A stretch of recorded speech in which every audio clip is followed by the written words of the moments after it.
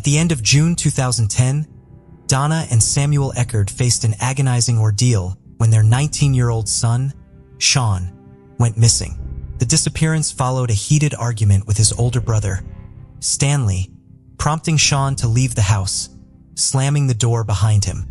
Shawn had never previously vanished without informing his mother or taking his phone, making his absence especially alarming. Late that night, the Eckerd family was gripped by fear over the young man's unexplained disappearance. The official search began 24 hours later, with missing person notices displaying photos of the smiling, blonde-haired Shawn plastered across supermarkets, train stations, and street corners. Yet, despite 2 days of tireless searching, there were no leads. The police were at a loss as they continued their investigation, and for over 48 hours, Shawn Paul Eckerd remained officially missing. In response, family members, friends, and acquaintances banded together to form a search team. They combed through local establishments, questioned passersby, and meticulously reconstructed Shawn's last known movements. Meanwhile, police intensified their investigation by delving into the Eckerd family's dynamics, trying to piece together the events leading to Shawn's disappearance.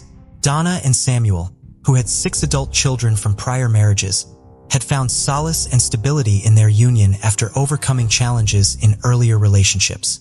They had settled in San Diego, California, creating a blended family before this devastating crisis unfolded.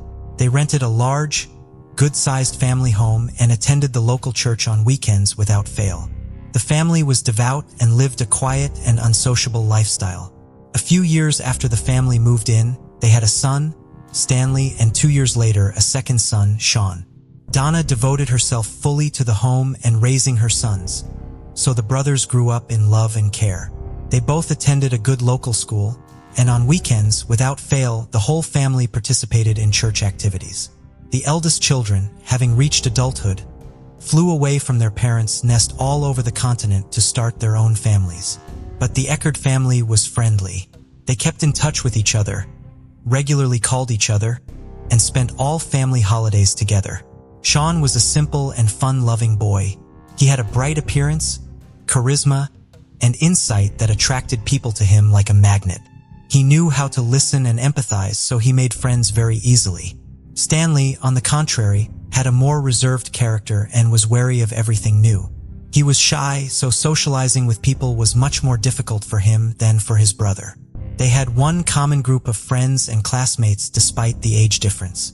Together, the brothers were like one, helping each other and always looking out for each other. The boys grew up well-mannered and studied very well. They always had a trusting and friendly relationship with each other. Small jokes about each other were accepted with humor by their parents. Respect was valued above all else in the family. Donna and Samuel raised their children from childhood with faith in God and according to God's laws. The life of the Eckerd family flowed in its own way. As the brothers grew up, their interests unnoticeably became completely opposite. The youngest, Shawn, played in the music band, and the eldest, Stanley, became interested in martial arts. The life of each young boy was filled with vivid impressions and emotions, which they shared with the family in the evenings. Shawn was always first. His stories about music, friends, and upcoming plans took up most of the evening time. When the family gathered before dinner and shared the emotions of the day, everyone listened to Shawn. There was no time for Stanley, nor, it seemed to him, was there much to share. No grandiose plans for the future, no exciting stories, not even stories of friends to draw attention to. So Stanley humbly listened to his brother's stories. On one such evening, Shawn told his family that he had met a neighbor girl, Mary Jane. A fragile young girl with bright brown eyes and long blonde hair put Shawn in a daze. Through the open window of the house where the girl lived, he heard a magical piano playing. As if mesmerized, he went to the captivating sounds of music and entered the house without knocking. Self-confidence in his own charm allowed Shawn to get out of such a funny situation with dignity and cleverly met the girl he liked. She was a few years older than Shawn, but this did not prevent them from maintaining a friendly relationship. The soul of the company, Shawn often organized picnics where Mary Jane was invited. They walked a lot, visited parks and observation decks. The budding adolescent love affair was interrupted by the unfair reality of the adult world. The Eckert family received the sad news of the illness of Donna's elderly mother, Shawn and Stanley's grandmother. In search of prosperity, parents tried to take into account the interests of each member of the family, but the decision made fundamentally changes the life of the whole family. Shawn did not want to leave his native land, his friends, and his Mary Jane, but the parents' decision had already been made. The Eckerts leave the city where their children were born and raised and move to another state. So in 2005, as fate would have it, the Eckert family settles in the house of Donna's mother in the small town of Spring Hill in Florida, where they begin a new life.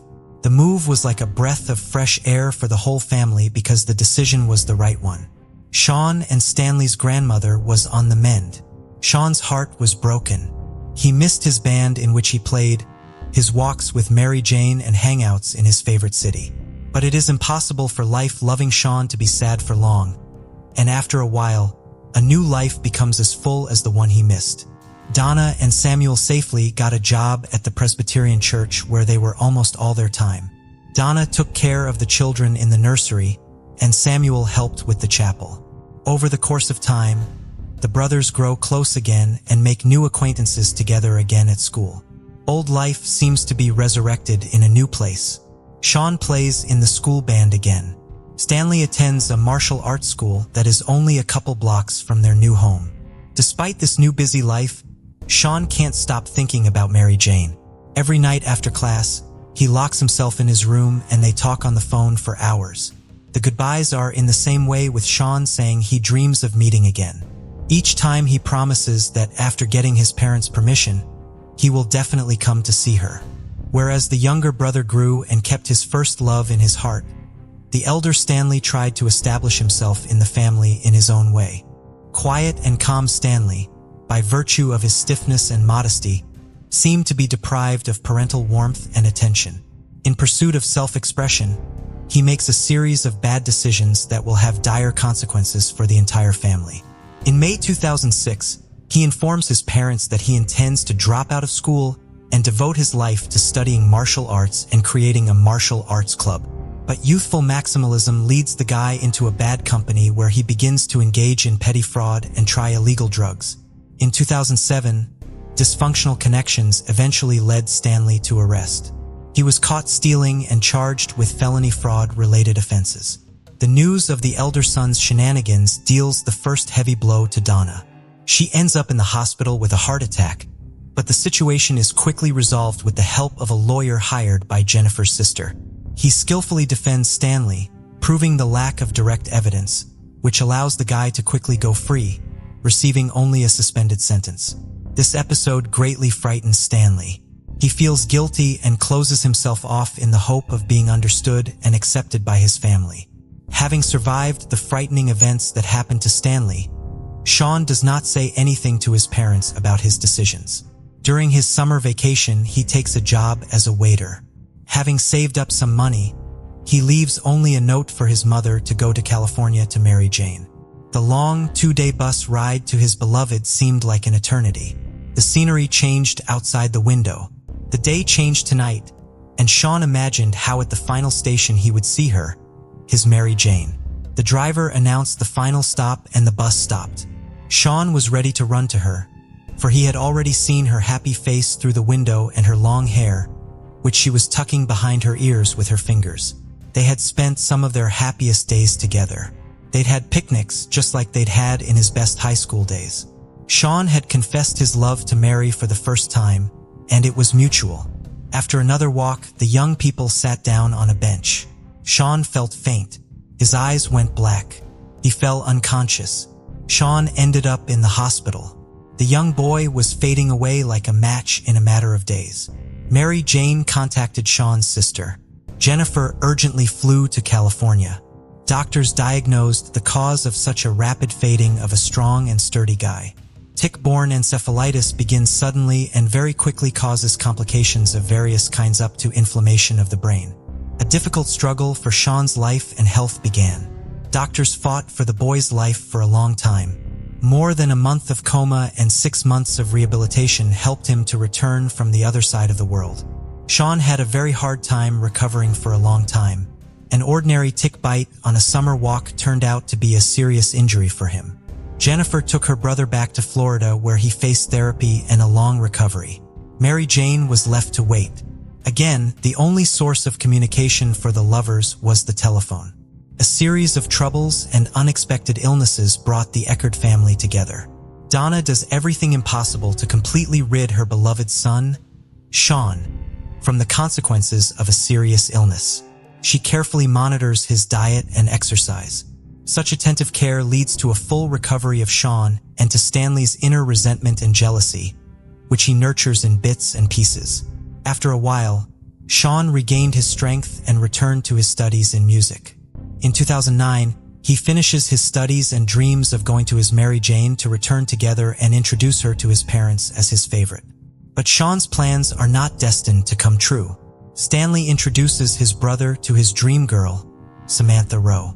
Samantha, a native of Florida, quickly found a common language with the two brothers. Stanley was in love and sympathized with her, but the girl was impressed by the cheerful and sociable Shawn.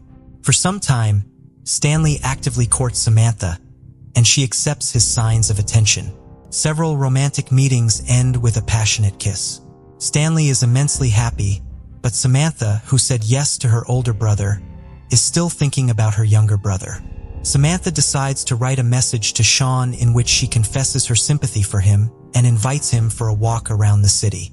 The guy agrees, and they spend the evening walking along the waterfront and talking about Stanley and Mary Jane. Shawn does not seek to win the girl after all.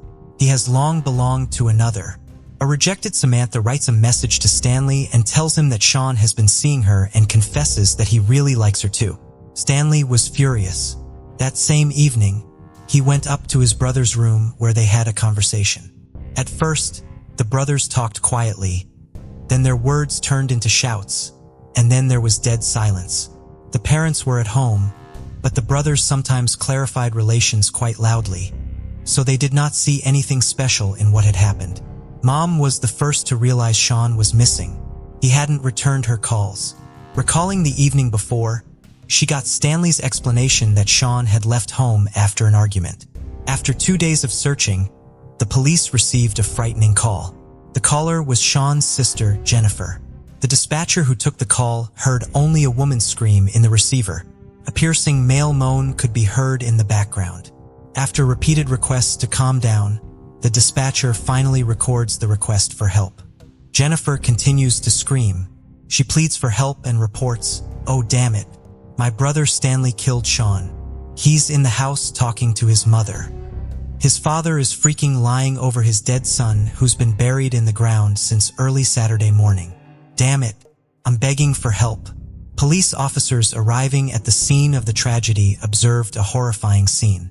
In the backyard of the house, Samuel was kneeling on his knees, 2 hands dripping earth.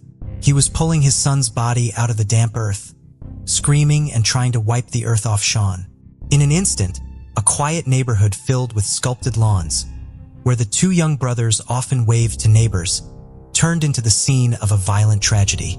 And now the Eckert family, who once raised 2 sons, are left with the horrifying memory of digging in the ground only to find one of their sons and watching the other son being handcuffed and taken away. Stanley Eckert was detained on suspicion of premeditated murder. At his first interrogation, he revealed that he had no intention of killing his brother. In a moment of anger, he struck Shawn on the head. The resulting injury caused Shawn to fall. Stanley checked his pulse. Realizing that his younger brother was dead, he tied up the body and carried it out the window to bury it on the lawn behind the house. Stanley's words at the inquest, "I buried him. After all, that's what you do with dead people." These words sound like the cold-blooded calculation of a serial killer, not a loving brother. In his defense, Stanley Eckert said he did it for his mother. He wanted to protect her from the shock she might have received at the news. Afterward, Stanley planned to move his brother's body to rebury it once his parents were gone. Stanley's behavior during the interrogation varied. He cried and confessed what he had done and was obviously sorry, presenting it as an accident, or he blamed Shawn with hatred in his eyes. Stanley spoke very harshly and unpleasantly about his younger brother. He called him guilty for all his troubles and admitted that he had won the rivalry for his mother's and Samantha's love. That same day, Stanley was charged with second-degree murder and taken into custody without bail. 2 days later, Dr. Barbara Wolfe performed an autopsy on Shawn's body. She presented to the court the results of the forensic examination, which indicated that the victim's neck showed bruising under the skin and rope marks were present, indicating that the neck had been compressed to make breathing difficult. The examination concluded that the death was the result of an inflicted head injury and asphyxiation. Assistant State Attorney Pete Magrino proceeded to scrutinize the case. On February 25, 2011, the first hearing began, presided over by District Judge Stephen Rushing. On the second row were Stanley's parents, Donna and Samuel Eckerd. They wept as they watched their oldest son being led into the courtroom under escort. On April 9, 2013, the trial began in Hernando Court, presided over by District Judge Anthony Tatey. The defense was led by attorney Alan Hunter, while prosecutor Pete remained on the prosecution side. The main goal of the prosecution was to convince the jury that Stanley had carefully planned the crime. Defense attorney Alan stated that there was a spontaneous fight that led to the tragic outcome. In closing, Alan appealed to the jury to take note of Stanley's attempt to cover up the crime in the name of good intentions. Stanley Eckerd was charged with first-degree premeditated murder and faced a mandatory life sentence if convicted of that charge. Sentencing was scheduled for May 13th. Stanley's fate was in the hands of District Judge Anthony Tappy, who presided over the 5-day trial. Second-degree murder is punishable by up to life in prison. Stanley Elias Eckerd always said he never intended to kill his brother 3 years ago before burying him in the front yard of the house. Before trial, Eckerd rejected an offer from prosecutors to plead guilty to second-degree murder in exchange for limiting his prison sentence to 20 years. Eckerd remained stone-faced as the clerk read the verdict. The brothers' parents, Samuel and Donna, wept quietly. As the jury left the courtroom, Samuel Eckerd's sobs turned to screams, and numerous relatives gathered around Donna and Samuel. The jury agreed that Eckerd did not plan to kill 19-year-old Shawn, but the jury did not completely absolve him of guilt. After deliberating for about 2.5 hours, 9 women and 3 men found Eckerd guilty of second-degree murder. All the while, the Eckerds said they believed Stanley's account of what happened in the early morning hours of June 19, 2010 and criticized the state attorney's office for filing the charges. Later Friday, Samuel Eckerd said Chief Assistant Public Defender Alan Lanter did an excellent job. The family questioned the appropriateness of the sentence. They filed an appeal to appeal the verdict, but were denied.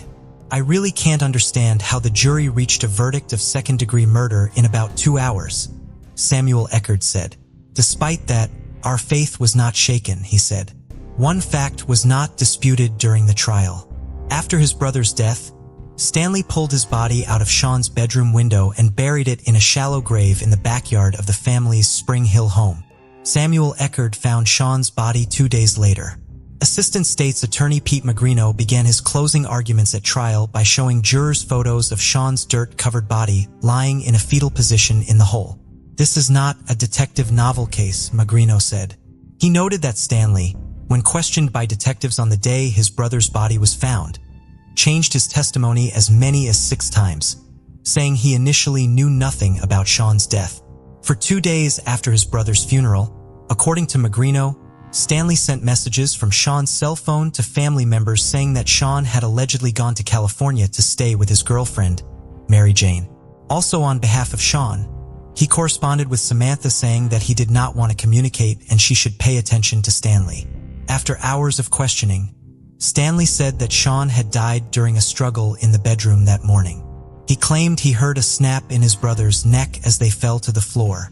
He then hid Shawn's body to protect his mother, Donna, who has a weak heart. He said he planned to tell his father after his mother left on a trip. Those injuries that the defendant inflicted with his hands constitute murder, Magrino said, and he also called attention to testimony and Stanley's statements to detectives about rising tensions over Samantha Rowe. He also called attention to testimony about a conversation Stanley had with his brother and a friend about revenge in the weeks before Shawn's death. In that conversation, the friend testified Stanley said that if he was going to kill someone, he would hit the person in the back of the head and bury the body in the yard. That evidence was tenuous at best and could not dispel reasonable doubt, Alan Lanter told the jury. A crime involves an act with an intended result, Lanter said. Yes, he was involved in his brother's death, but he didn't kill his brother. Lanter pointed to testimony from a forensic pathologist who said the blow to the head, combined with other factors, Shawn's high blood alcohol content and possible lingering brain swelling due to encephalitis, likely led to his death. The pathologist also testified that hitting his head on the bedroom nightstand when the two men fell could have been enough to kill Shawn. Lanter reminded the jury of the testimony of Donna Eckerd, who said that Shawn suffered from severe mood swings after suffering from encephalitis. At one point in her testimony, Donna Eckerd called Shawn's death an accident. The jury also could have found Stanley Eckerd guilty of third-degree murder or manslaughter. Calling the case a pardonable homicide, Lanter asked jurors not to let gruesome photos of Shawn's body and Stanley's poor decision to bury him in the yard distract them from what led to his death. Stanley Eckerd did something horrible after Shawn died, said Lanter, but he's not a murderer. During the final sentencing, excitement gripped the Eckerd parents. Judge Anthony imposed a sentence of 50 years in prison without parole. The parents were broken. One miserable day had taken two sons from them at once. The cold-blooded murder of an innocent man and even a brother is clearly beyond the bounds of adequate human response. In the biblical story, the brother-killer Cain was banished from paradise as punishment. But he solved the problem differently, eliminating the source of his remorse. The case of Shannon Christian and Christopher Newsom is a devastating story that highlights the dire consequences of hesitation in critical moments. It is often said that hesitation can lead to death, and in this instance, that adage tragically became a reality. The delay by police officers, who adhered to protocol and waited 24 hours after the missing persons report was filed, proved fatal. During these crucial hours, the young couple endured unimaginable cruelty and met a tragic end. This case, involving Shannon Christian and Christopher Newsom, stands as one of the most notorious and brutal crimes in U.S. history. It shocked the nation not once but twice, first in 2007 when the gruesome crimes occurred, and later in 2011, when the sentences of the perpetrators were challenged and appealed. The prolonged legal battle surrounding the case led to the enactment of two significant laws. One that prevents attorneys and defendants from portraying victims in a negative light, and another that eliminates the requirement for a judge to approve a jury's unanimous verdict. This horrifying tale involves two innocent victims and 5 ruthless criminals, with robbery cited as the motive for the heinous acts. It is a story that demands close examination, not only of the sequence of events and the roles of those involved, but also of whether these young lives could have been saved. Who were Shannon Christian and Christopher Newsom? Christopher Newsom, known as Chris, was born on September 21, 1983, in Knoxville, Tennessee, to Mary and Hugh Newsom. He grew up in a loving and close-knit family as the youngest child, cherished and adored by all who knew him. Chris was athletic in his youth, particularly excelling in baseball during his school years. His coach believed he had a bright future in the sport, but a severe injury and a prolonged recovery process ended his promising athletic career. Nevertheless, Chris was a man of many talents. He was an excellent artist, played guitar, had woodworking skills, and was knowledgeable about cars and motorcycles. Dreaming of becoming a mechanic in his youth, Chris' passion for carpentry eventually took precedence. After high school, he attended the prestigious University of Tennessee, where he was a diligent student and ranked among the top of his class. Shamondale Christian was born on April 29, 1985 in the Cogdokes, Texas, the younger of 2 children to Dina and Gary Christian. She was raised alongside her older brother, Chase, with whom she shared a close and affectionate bond. Notably, Dina had been diagnosed with infertility in her youth, and the birth of her 2 children was considered nothing short of miraculous.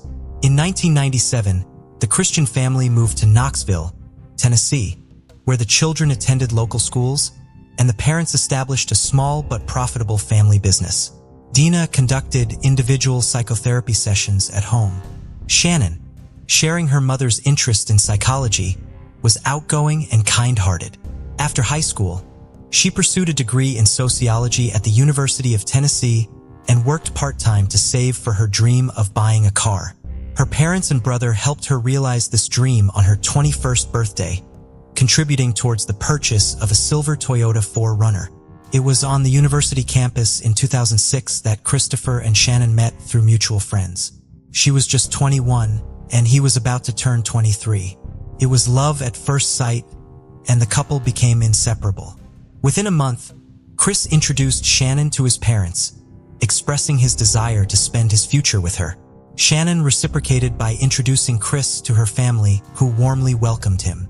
In October 2006, a significant family dinner was held attended by both their parents and siblings. Discussions revolved around the young couple's deep feelings and their plans to marry after graduating from university. Everyone was happy and full of hope for the future, blissfully unaware of the tragedy that would soon befall their families. Vanished on the way to a party. On January 6, 2007, Shannon Christian and Christopher Newsom were invited to a birthday party of a mutual friend. That Saturday, Shannon visited a beauty salon to prepare for the celebration, parking her car in a nearby underground garage where they planned to meet. However, Chris was delayed, leading to a slight argument between them as they were running late for the event. Their friends became increasingly worried when Shannon and Chris did not show up at the party. Known for their responsibility, it was unlike them to miss an event without notifying anyone. Attempts to reach them on their phones were unsuccessful. In desperation, Shannon's best friend repeatedly called her mother late into the night to check if everything was all right but received no answer. The next morning, Dina, Shaman's mother, realized that her daughter had not come home. Initially, she was not overly concerned, assuming Shannon might have stayed over at Chris's place after the party. Besides, Shannon had a work shift on Sunday, so it was plausible she went straight to work from Chris's place. However, Dina's concern grew when she noticed several missed calls from an unknown number around midnight. Returning the call, she heard Shannon's friend's voice, informing her that Shannon and Chris had not shown up at the birthday party and were unreachable. This instilled fear in Dina, sensing that something terrible might have happened to her daughter and her boyfriend. Neither Shannon nor Chris was answering their phones, and Chris's parents were equally surprised, believing he was staying at Shannon's place. Further anxiety arose when it was discovered Shannon had not shown up for work either. The worried parents immediately contacted the police, but the response was lackluster. The officers suggested the couple might have simply sought some alone time and lost track of it.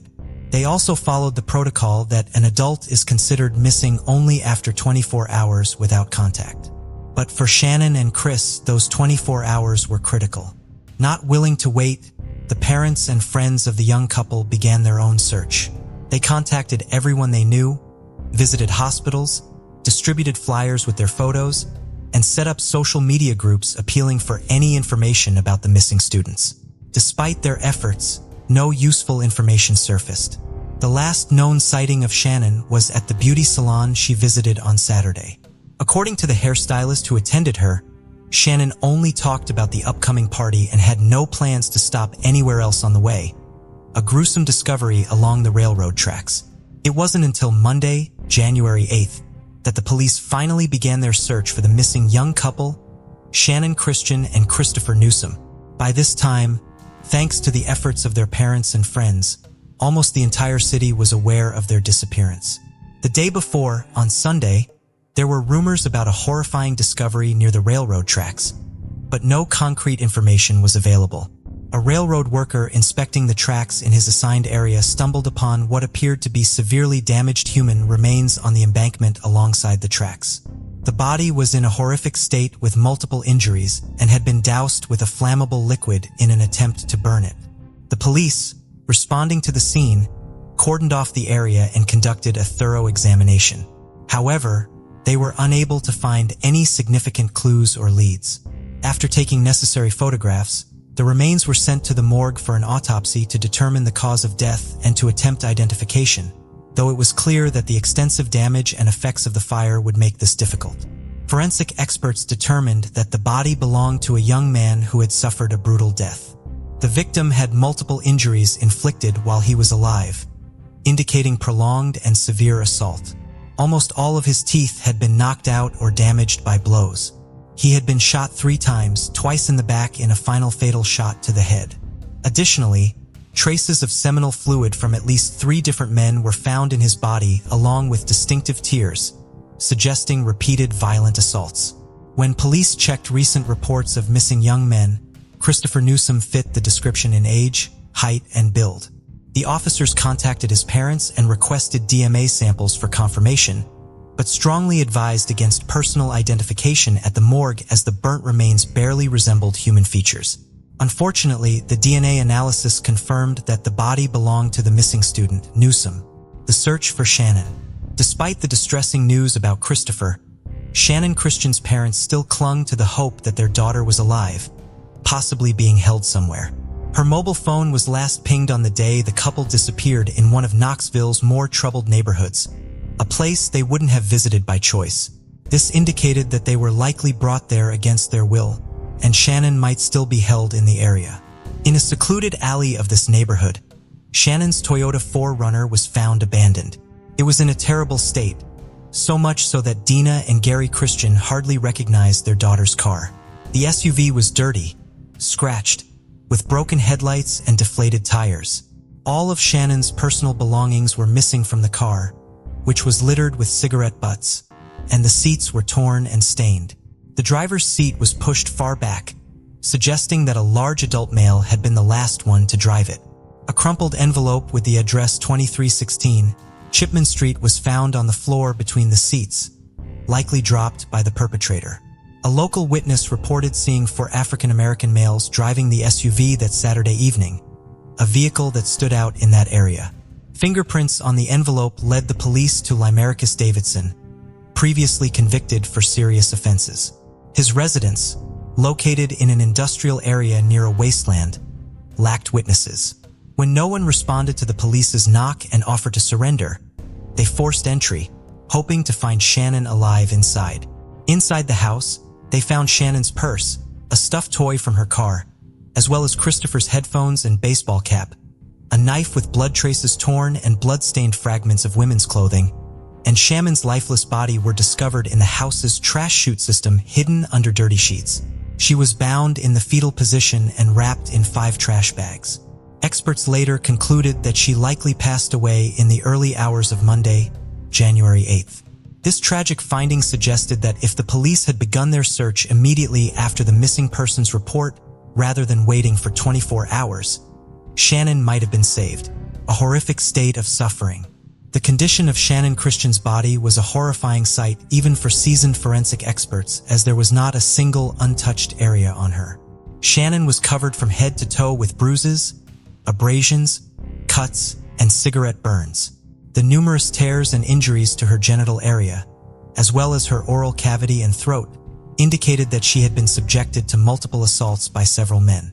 Shannon sustained a serious head injury and internal bleeding in the abdominal area, likely resulting from being kicked.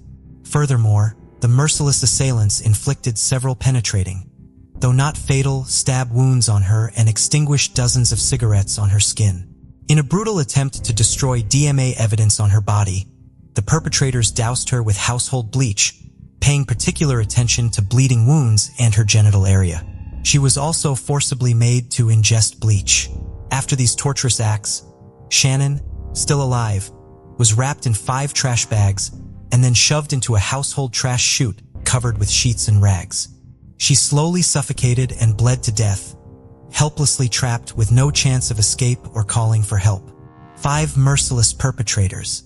Lymericus Davidson, in whose house the mutilated body of Shaman Christian and personal belongings of the deceased Christopher Newsom were found, was immediately declared a fugitive.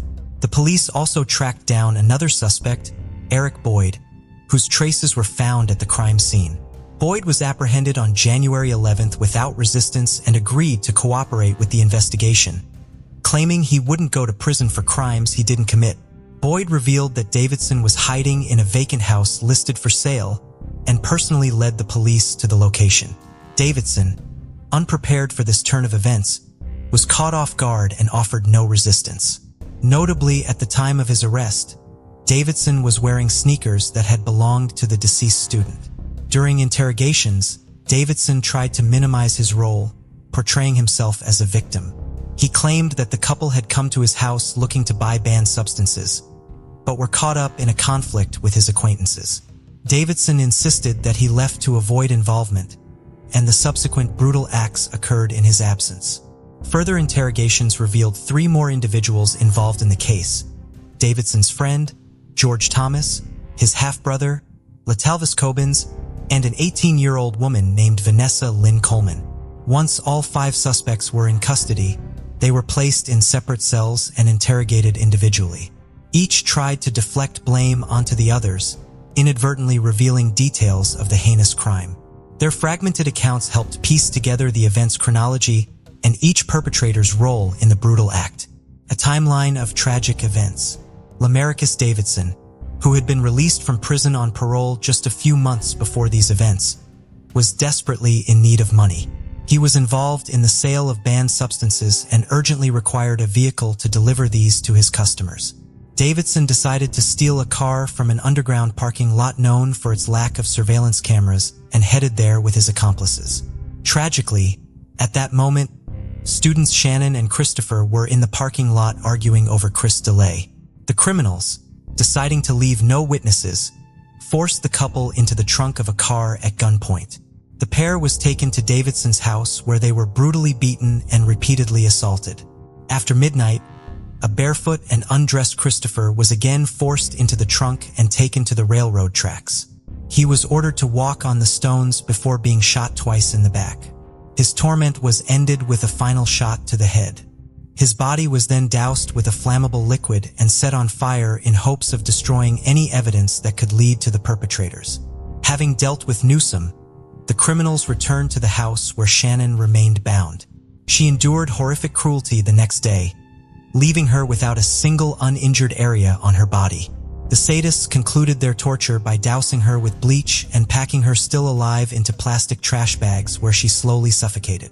The exact moment when young Vanessa Coleman joined the group was unclear.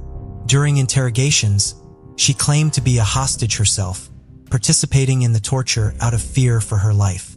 However, Boyd indicated that Coleman was Davidson's girlfriend and willingly participated in the events, even taking some of Shannon's jewelry and mobile phone. Further, a personal diary found at Vanessa's home contained her descriptions of the horrors at her boyfriend's house, which she referred to as an exciting adventure. The initial trials and sentences. During the investigation, it was established that Lamarcus Davidson, born in 1981, was the leader of the criminal group and the primary instigator of the brutal acts against the innocent victims. Davidson tried to deflect blame and downplay his role in the atrocities, attempting to shift responsibility onto the deceased themselves. Davidson claimed that the couple came to his house to buy banned substances and later suggested engaging in rough intimacy with him and his friends, a situation he said spiraled out of control. Remarkably, the defendant's lawyers latched on to this version, attempting to tarnish the reputations of the deceased in court. The parents of the victims later expressed immense emotional anguish over these claims. Nevertheless, Davidson was found guilty on 40 counts, including assault, kidnapping, robbery, and particularly cruel and premeditated termination of life, among others. The jury unanimously decided that Davidson deserved the death penalty for his heinous acts. Latalvis Cobbins, born in 1982, faced the death penalty for his role in the torture, assaults, and involvement in the termination of life.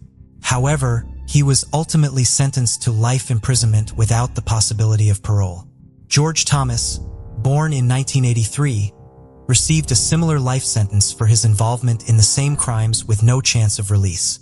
Eric Boyd, considering his cooperation with the investigation and assistance in capturing Davidson, was sentenced to 18 years of imprisonment.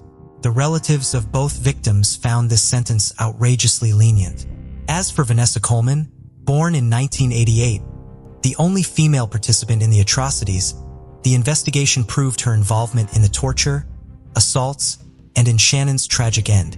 She was sentenced to 53 years in prison. overturned verdicts and new hearings in 2011 while the criminals were serving their sentences and Davidson awaited execution. The case took an unexpected turn. The presiding judge resigned, admitting to a substance dependency. His ability to conduct trials was questioned, and his verdicts over the last 2 years were annulled, leading to new hearings, including the case of Christian and Newsom. A new judge scheduled hearings for all 5 individuals involved in the student's tragic end. After the retrials, Davidson's sentence remained unchanged: death penalty. Taubens continued to serve his life sentence without the possibility of parole. Thomas, however, received a life sentence with the possibility of parole after 51 years. Vanessa Coleman's sentence was reduced from the original 53 years to 35 years. Her appeal in 2014 was rejected, and parole was denied in 2017. In 2020, the parole board decided she would remain incarcerated at least until April 2032. Eric Boyd's situation changed most dramatically. Originally receiving a relatively short sentence for cooperating with the investigation, his involvement in the assaults and tragic end of both victims was later proven. His retrial resulted in a life sentence without parole, with his accomplice, Thomas, testifying against him, revealing previously unknown details about Boyd's role.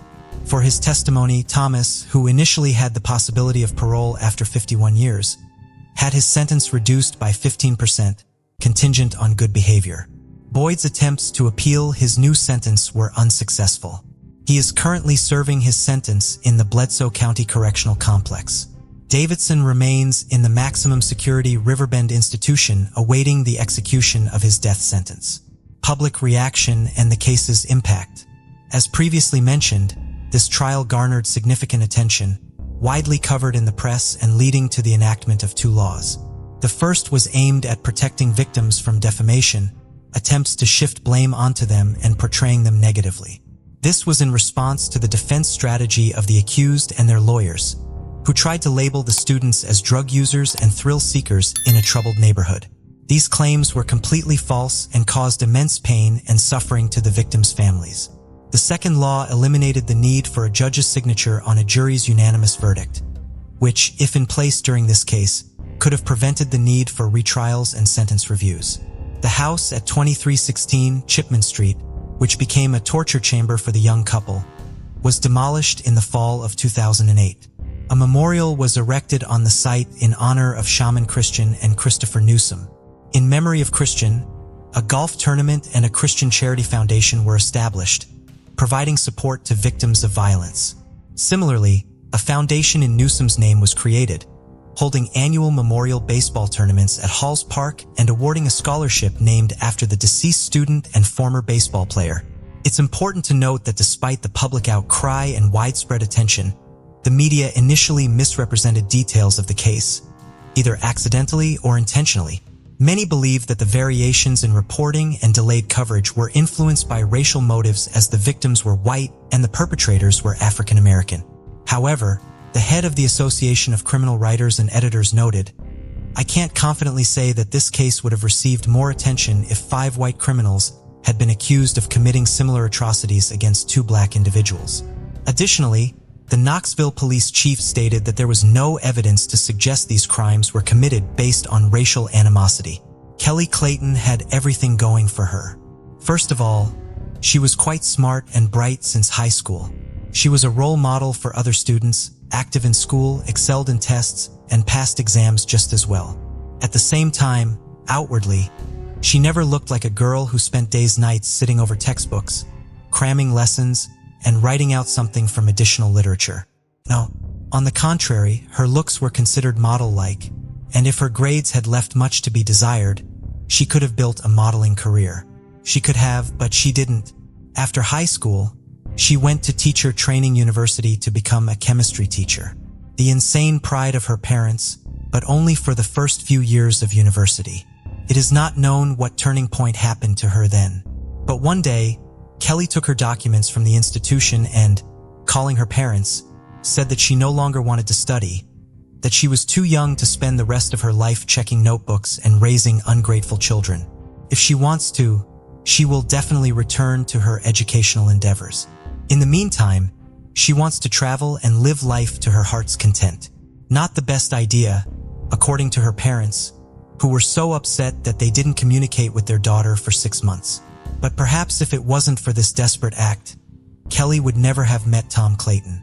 They met at a party of mutual friends, and the young man really liked the girl. Firstly, he, from the first minutes of acquaintance, began to court Kelly and show signs of attention. And secondly, Tom had a beautiful appearance and athletic physique, and all because the guy was a hockey star. For 4 consecutive seasons, he played for the semi-professional team Jackals. And in it, he was considered a strong man, a player who was able to break the opponent's ribs only if he did not approach the gate. But only a sports career, and especially built on strength and aggression, will someday fail, and Tom had to put the stick in the far corner and enjoy hockey only from the stands or from the couch watching his favorite team on the TV screen. The couple had to move on with their lives, and first they returned to New York where they got married, then moved to North Carolina, and then moved to the tiny town of Cato, numbering only a few thousand people. There, Tom franchised a company to rebuild houses after fires or disasters and worked in a related profession for a friend's company. As for Kelly, after dropping out of university, she worked as a waitress only changing places, and now she had 2 children. However, Tom was earning well enough, and Kelly could quit her job at any time and take care of her beautiful daughters. But she still believed that extra money would never be superfluous. Besides, she could use it to blue toys for her children and spoil them in every possible way. On September 28, 2015, Tom, as usual, went to play poker with his friends, the Millers. He never took his wife to such events. Playing for money implied certain skills and experience in the game. Besides, someone had to stay at home with the children, and a family trip would have turned such gatherings into a noisy buffoonery and would not have brought any pleasure from gambling. That evening, Tom was not lucky in the game, but he did not get up from the table, but on the contrary tried to win back and offered anyone who wanted to stay to play until morning. But no one supported him, and he went home. At home, however, a terrible picture opened before him. His beloved wife was lying in her own pool of blood, badly beaten and, at first glance, was not breathing. Tom panicked and ran through the rooms looking for his children, and luckily, they were fine but very frightened. He grabbed his daughters and headed to his neighbor Derek's house, trying to make sure the children didn't see their mother's mutilated body. And already from the neighbor's house, he dialed the police number. The officer who arrived on the scene found Tom sitting on his knees in front of his wife's body, trying to give her artificial respiration. Only the EMTs were trying to give her artificial respiration. Only the EMTs were able to pull the man away, who voiced the terrible and unpleasant information. Kelly had been dead for a long time, and neither they nor he could do anything to help her. All 2 floors of the house were drenched in blood. A major mess was in the bedroom. Apparently, there had been a struggle between Kelly and the perpetrator who had committed his atrocity, despite the fact that there were children in the house at the time. Kelly was pushed down the stairs, evidenced by the knocked-down banister, and beaten on the head with a blunt object until they were sure she was dead. There were no hints of knife or gunshot wounds. The policeman who filmed the crime scene noted to himself that Tom was shocked by what had happened and seemed lost in space. He walked from one corner of the room to another, entered the room for a split second, and immediately left it. And he could not tell the policeman where the children's room was, or where the emergency exit from the house was. But when asked where Tom himself was at the time of the murder, he answered calmly that he had been at a friend's house all evening, where they were playing poker. Then the policeman, who did not get any clear information from Tom, went to the neighbors to ask some questions of the children. Tom's eldest daughter, Charlie, referred to the perpetrator as a robber. According to the words of the eldest daughter, she and her sister were almost asleep, but they heard their mother start screaming loudly from the next room, and then the whole place shook like an earthquake. The girls, after listening to their mother, cautiously went out of their room, but saw the criminal leaning over their mother and beating her with what appeared to them to be a hammer. The girls ran back into the nursery, closed the door with a small nightstand, and hid under the bed. It was a good thing. The criminal wasn't looking for them, because that nightstand, as the policeman pointed out, was so small that it would hardly have apprehended a burglar. Say, what did this burglar look like? Well, he was a big one like a bear. That big? Wow. What was he wearing? Blue jeans and a black shirt. He was also wearing a mask, like the one Daddy wears when he goes hunting with Mr. Bourne to shoot ducks. So your daddy has a mask like that too. Will you show me? I'd have to ask him where it is. I don't know. What else did you notice when you saw the robber? He had eyes like Dad's, and I don't remember anything else. I saw him literally just a little bit, got scared, and we quickly ran back inside. Police officers checking the house were unable to confirm the girl's account that the perpetrator was a burglar. There were no signs of forced entry at either the front or back door, although on the other hand, the gate to the garage was open, and the perpetrator could have entered the house through the garage. Another thing that the police noted is that nothing was stolen from the house. Jewelry was left untouched lying in a jewelry box, and the safe where Tom kept the cash was not even touched. The doors of the cabinets in the house were also all closed. Usually, burglars check every little cabinet, every shelf, but here the whole mess was the aftermath of a fight. Experienced officers, it would seem, understood everything at once. Tom pretends to be a heartbroken husband, and it was he who killed his beloved wife and the mother of his children in order to further receive insurance payments. If Kelly's life was insured and husbands' murderers developing a crime plan always insure the life of their wives, then in case of her death, he could get up to $1 million. All that's needed is to gather evidence and the case will be solved. Especially since even her own daughter said that the mask on the robber was like her father's and eyes like her father. However, the police did not find the hunting mask in the house. After finding out where Tom had spent his time that night, the police questioned the other poker players. Is Tom the killer? Do you really suspect him? Wondered one of his friends. That poor guy had his wife murdered for crying out loud. And instead of looking for the bastard, you want to pin everything on him? How could you think of such a thing? No, Tom certainly couldn't have done it. I've known him a long time, replied another less emotional friend. He worked 2 jobs around the clock because he loved both Kelly and his kids. There's just no way that could happen. Plus, he was with us all night. We played poker, and even when everyone was tired, he kept insisting on continuing to play. Tom really was suspicious that evening, said his acquaintance Laura. During a break in the game, he took me into the next room and asked me to give him my phone to call his wife. He supposedly forgot his phone in the car and didn't want to go get it. I was first surprised that the car was 10 meters away from the house. Go to it and get the phone, but still gave him a call. He stepped back to make the call outside. I didn't hear who or what he was talking to, but when I decided to check the outgoing calls, there were no numbers in the call history, so he just deleted the call. Wouldn't you agree that's odd? I told my husband about it, and he was as surprised as I was.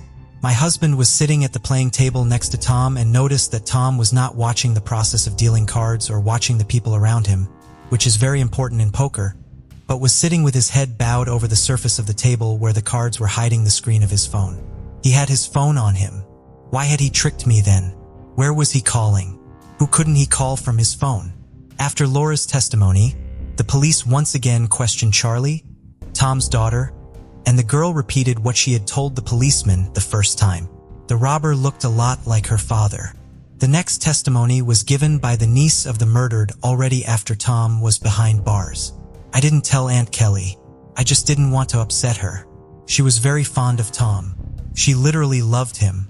And besides, she has 2 children by him. They are my sisters. Who needs my truth? Tom was not the man he appeared to be at first glance. Yes, he occasionally spoiled my aunt with attention and flowers. He could easily babysit, which other fathers rarely do. But that was all at home. And at work, he was a completely different person. Kelly decided to help me one day and arranged for Tom to take me to work for him. She was too young to be on her own, so she understood me as well as anyone and wanted the best for me. I worked for Tom all last summer doing correspondence registration and document management. I didn't know him well before that, so at first we had a strictly working relationship. Then he got drunk somewhere and came to the office in that state. There was no one there but me and him, and for some reason he started to tell me that his family was fictitious. He loves his daughters very much, but he doesn't care about his wife, and he hasn't had any feelings for her for a long time. He's even had a few affairs on the side during their marriage and even considered leaving Aunt Kelly, but he didn't, simply because he was afraid that a divorce might leave him without a house and without money. Looking ahead, it is important to note that some of the interviewed female participants of that evening's poker game confirmed the words of Kelly's niece that Tom was not such a faithful husband and had a sexual relationship with two women who were also playing poker that night. In addition to the information about Tom's promiscuous life, Kelly's 16-year-old niece also told about another employee of Tom's firm, Michael Beard. Michael was doing repair work on houses after the fire, and he was doing a good job. But there was one moment in those houses where Bird worked, constantly missing things, and if the first few times Tom did not believe his customers, referring to the fact that during the fire the owners could lose something. Then when the accusations of theft began to be repeated for the third and fourth time, there was no doubt. Michael Bird not only restores the floor and walls, but also steals. Plus, in addition to stealing, there were complaints that Michael was allowing himself to come to work drunk. I was in the office when Michael's stealing came to light. Tom could yell at his employee and kick him out on the street. He was upset with his subordinate's behavior like that. He kept asking him, "How could you? Or haven't you thought about your family? Where are you going to work now?" After the incident, Tom fired Bird, but still called companies he knew and offered them to hire his former employee. Tom recommended Michael, and when all his options were exhausted, Tom took Bird in to help with the household, cutting the grass, watering the plants, doing minor repairs around the house. The detective called Michael Beard in for questioning. He said he only stole because he and his family needed the money. Tom was very good to me, defended me to the end, but I know it was my own fault. He has a very good wife. She fed me when I worked for them even though she really shouldn't have. She also gave my children clothes that her daughters had grown out of. I am very grateful for all they have done for me. I feel so bad for Kelly. When I heard about her death, I couldn't believe my ears. I felt so bad. I even went to church and prayed for her to go to the best of all worlds. The police did not find anything strange in Michael's story and let him go. But the interrogation of his wife, Mrs. Bird, made the police doubt his words. According to his wife, Holly, Tom offered Michael some work, which he did not say. And for this work, he promised to pay him $10,000. Now that was interesting. Michael was called back to the station and had a lie detector hooked up to him. All questions were failed. Bird was lying and therefore failed the test. Realizing he couldn't get away with it, he began to testify. Indeed, Tom promised Bird $10,000 if Michael, on the day when Tom will play poker, sneak into his house, kill his wife and set a fire in his house. The plan was to strangle Kelly and then make it look like she just burned to death in an accidental fire. Plus, the family home was insured for a very large sum of money. As the police checked, it was true. Kelly's home and life were insured at the highest rate. 2 cans of gasoline were waiting for Michael in the garage through which the house was to be entered. Everything was fine here. Bird entered the house when everyone was already asleep. He quietly began to climb the stairs and reach the bedroom where Kelly was supposed to be sleeping. But the young woman was either awake or awakened by the sound of the open door. And when she saw a strange man in the doorway, she began to scream in fright. Mike Hale was just as frightened and pounced on Kelly, trying to close his huge hands around her neck. But it wasn't that easy. Kelly began to fight back. "I had no idea that a seemingly fragile Kelly had so much strength in her," says Michael. A heck of a fight ensued, which spilled over from the second-floor bedroom to the first-floor kitchen. Michael, because of the shock and panic, could not concentrate on the fight, but only waved his arms in all directions or just grabbed Kelly's clothes while Kelly, defending her life, aimed very accurately at Michael's face. And if the police had come to Bird earlier, they would have seen the marks from the beatings on him. But everything turned out as it did. After a long struggle, Michael hit Kelly's head against the wall with all his might. She fell, and for a while couldn't find the strength to get up. Michael took out a hammer and began hitting the young woman's head with it until she stopped showing signs of life. Michael, maddened by what had happened, just ran out of the house, even forgetting that Tom asked him not only to kill Kelly, but also to set the house on fire to cover up the crime. Michael had an accomplice, Mark Blandford, who, in fact, served only as a driver. The day before it happened, I got a call from Michael. I had worked with him on a construction site for a long time, and I had stayed with him for a couple weeks last year, so I knew him well. I knew Michael was into petty theft, so when he called me and asked me to drive while he broke into someone's house, I wasn't surprised. I wanted to turn him down, but he offered me $500. I thought long and hard at first, but he talked me into it. He said he just wanted to rob a businessman, and he needed help to get out of there before the cops got there. He said he'd help with the car. I gave in to his entreaties, but on the condition that I park somewhere far away from the house, he agreed. That evening I waited for him in that car in a dark alley, and he came back quickly enough, breathing heavily and telling me to move as fast as possible. He didn't have any bag or sack on him, which didn't look much like a robbery. I didn't ask him any questions along the way, simply because I didn't want to know anything. I just wanted my $500, which, by the way, I didn't end up getting. On the way out, he asked me to stop at a bridge over a creek a couple blocks south of here. I stopped there. He hastily stripped off his outer garments and threw them off the bridge. If you need to be shown the place, I'll show you. Indeed, police officers who arrived on the scene at Mark's behest found parts of Michael's outer clothing near the creek, as well as the hammer used to kill Kelly. Michael, already in custody on suspicion of first-degree murder, began to change his testimony. According to him, he was indeed hired by Tom, indeed for $10,000, but only to commit arson at the house and nothing more. There was no question of murder. When he went into the house, however, Kelly was already dead. And who killed her? The detective asked. I think it was Tom. He offered me money for murder and arson from the beginning, but I refused the first offer. I'm not willing to kill a man for any money. He said I had nothing to fear, but he never could talk me into it. You may not believe me, but I almost lost my mind when I saw Kelly's body. I knew right then and there that he was setting me up, so I ran out of the house. He's the killer, Michael insisted. Michael spent a very long time assuring the police of his innocence, and all because he did not know that Mark had shown the place where Bird had thrown out his things, and that his clothes as well as the murder weapon had already been submitted for examination. And the experts found both on his clothes and on the hammer the blood of Kelly Clayton. And that was the most direct proof that it was him who killed Kelly, not someone else. In turn, Tom also did not admit that it was he who ordered the massacre of his wife from a former problem employee of his company. According to him, Michael knew that he had money, knew that he was not poor, and because Bird lost his job as well as because of resentment associated with the dismissal, he decided to rob his house, but Kelly was at home that night, for which he paid with his life. It might have been difficult to prove Tom's guilt and his conspiracy with Michael if Laura, the woman who had been playing poker that night, had not told the police that Tom had called from her cell phone. The detective requested a transcript of her calls and expectations were confirmed.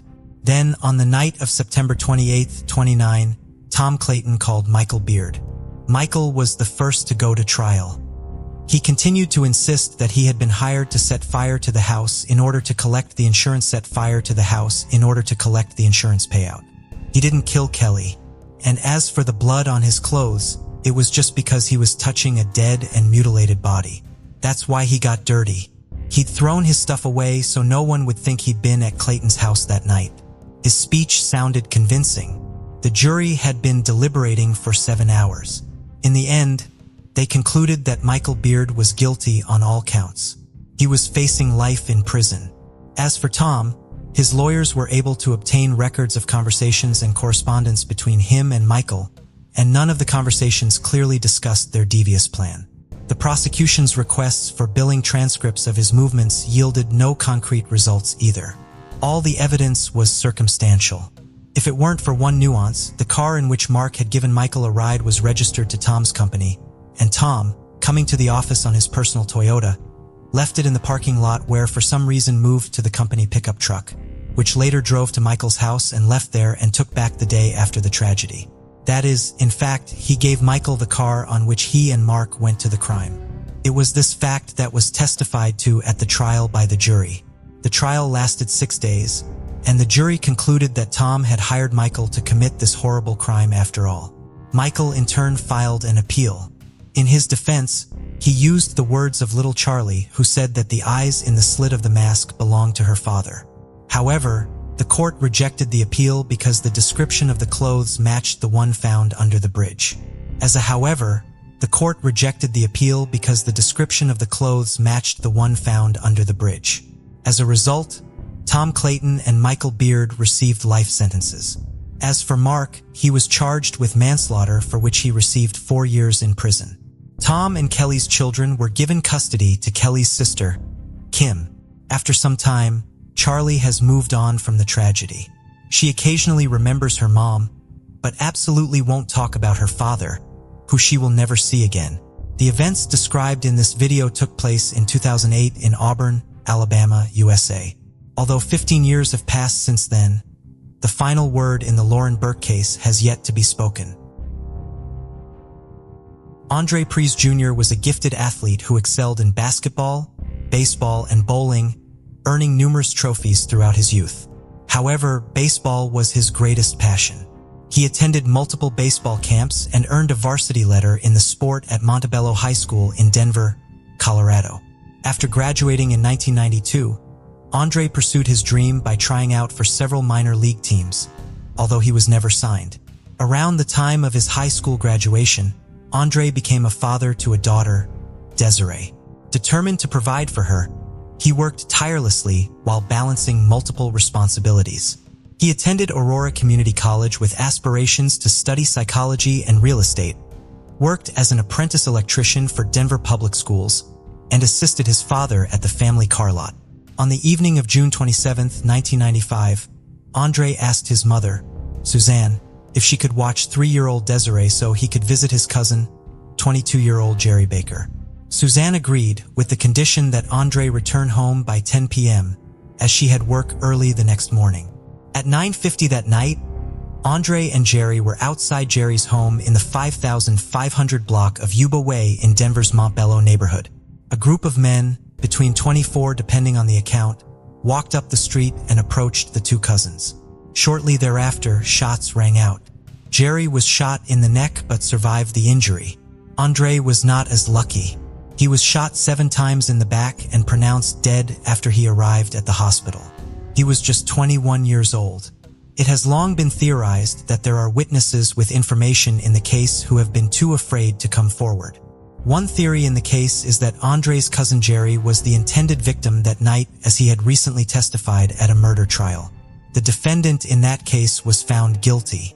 Even if Andre's death is not tied to this specific criminal case, his killers do appear to have intimidated members of the community into inaction based on the lack of information coming into the authorities and problems Andre's family has encountered while asking for help in the case. Andre's mother, Suzanne, despite her grief at the loss of her son, began working on the case herself almost immediately. She held fundraisers to start a fund for a reward. She posted flyers. She knocked on doors in the neighborhood and asked people if they had seen anything. Her efforts angered someone in the community, and her car windows were smashed in while the car was parked in front of her house. Suzanne was not deterred, however. "It has never scared me. It only made me stronger," she said in 2011. Andre's case is still being pursued by the Denver Police Department's Cold Case Investigative Unit, largely due to the efforts of Suzanne Price. This case landed on my desk because the mom is keeping it very much alive. She's actively invested in trying to find out who's responsible for the death of her son, Detective Carrie Johnson said in 2019. Detective Johnson also said that there is evidence in the case that can be retested with more advanced methods, but witnesses will need to come forward to identify suspects in the case in order for it to finally be solved. Suzanne worked as an aircraft appearance coordinator for Frontier Airlines, supervising one of the teams that cleans the airline's planes at the Denver airport. In 2010, she appeared on an episode of the CBS show Undercover Boss, unknowingly training the airline's CEO Brian Bedford on how to quickly clean a plane in between flights. Bedford was both impressed by Suzanne's work and personality and moved by Andre's story. As a result, he offered to name an aircraft after Andre. Suzanne was also allowed to choose the animal that appeared on the plane's tail.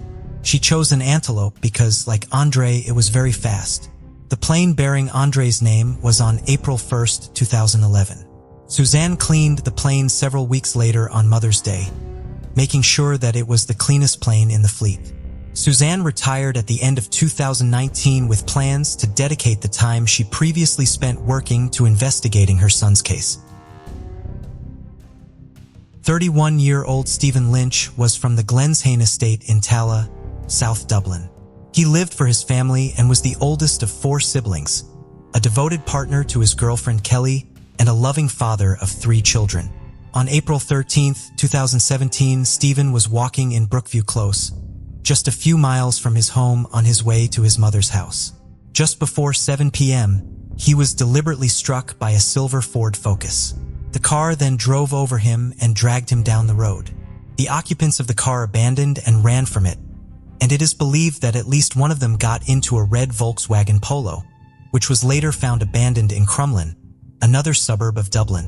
One passerby unsuccessfully tried to run after one of the individuals fleeing the car, and others worked to free Steven from under the car and then resuscitate him. They, too, were unsuccessful, and Steven did not survive his extensive injuries. The Gardaí were able to trace down the owners of the 2 cars and identify 4 suspects in the case.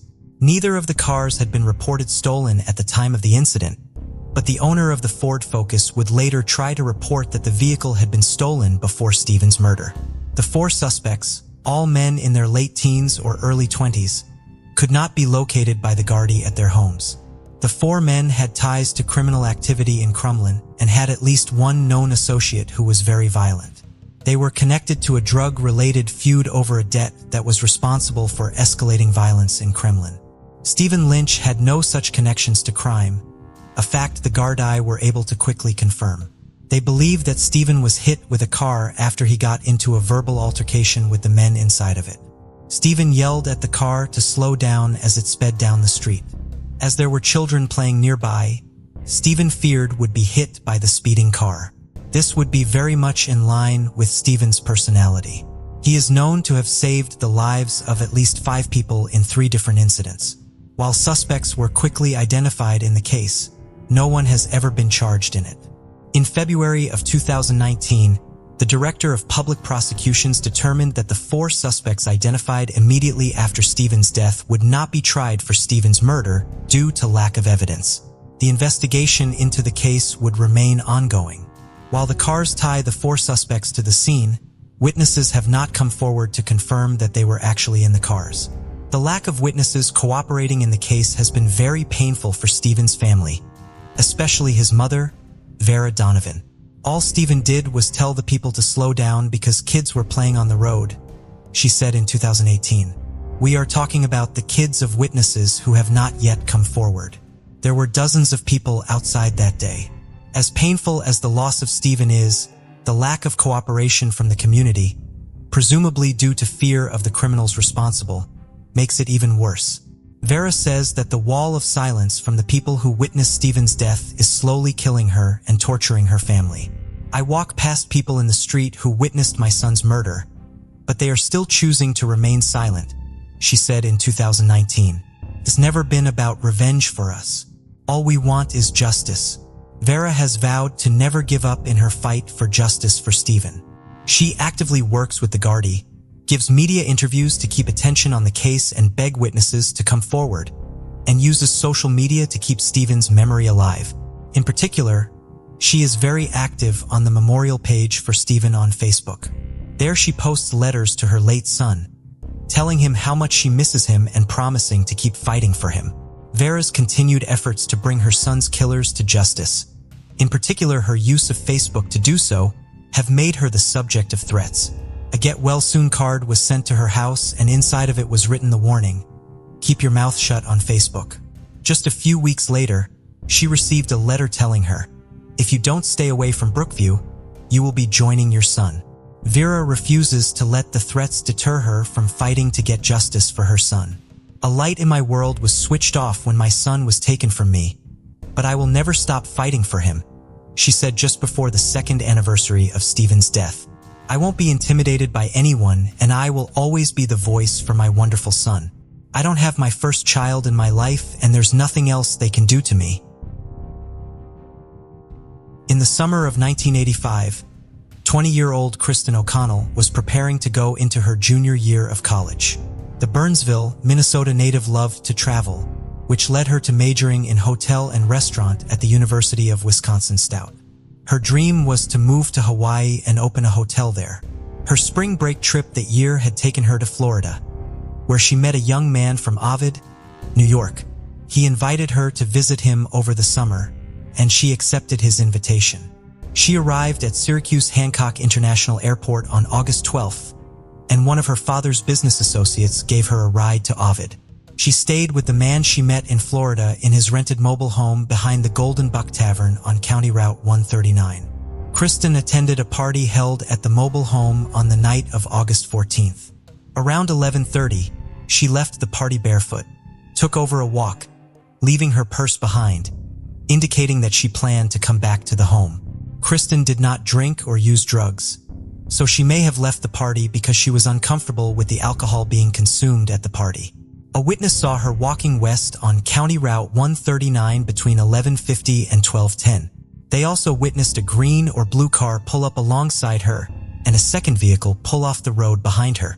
Between midnight and 12:15, another witness saw Kristen, who turned around and was now headed east. The witness also reported that Kristen was being followed by two men who were roughly 50 feet behind her. One of the men was estimated to be between 6 feet and 6 feet 2 inches tall with shoulder-length hair. He was wearing blue jeans and possibly a jean jacket. The other man was shorter, around 5 feet 10 inches tall. He had brown hair and a thin build. Kristen was reported missing after she failed to return to the party. On August 16th, her body was discovered in a cornfield along County Route 139. She was nude with her clothes in a pile nearby, but had not been sexually assaulted. Her throat had been slashed and she had several other stab wounds. Defensive wounds indicated that she had fiercely fought her killer. Kristen had called her mother the day before she was killed to tell her that she would be coming home earlier than planned, although she did not specify why. It may have been because she learned upon arriving in Ovid that the young man she had come to visit had a girlfriend. He and all the other people present at the party that night were cleared of involvement in the crime by the authorities. On August 23rd, a phone call came in to the police. The caller said that if they wanted to identify Kristen's killer, they would need to look in the trunk of a green Chevrolet parked on Main Street in the village of Waterloo. While a blue or green vehicle had been seen pulling up to Kristen during one of the final sightings of her, police were unable to locate the vehicle in Waterloo. The caller had indicated that he would be leaving the area out of fear of the killer, but police believed that the caller may have actually been the killer himself, trying to distract investigators with a false lead. Kristen's parents were actively involved in the case as soon as they learned their daughter was missing. Unfortunately, Kristen's father, Michael, passed away in 1993. He was buried next to his daughter. Kristen's mother, Phyllis, has continued to advocate for her daughter for almost 35 years. "As a mother, I will not give up until I die," Phyllis said in 2015. Phyllis regularly travels from her home in Minnesota to Ovid to meet with the police about the case, ensuring that new investigators stay focused on the case as previous ones retire or are reassigned.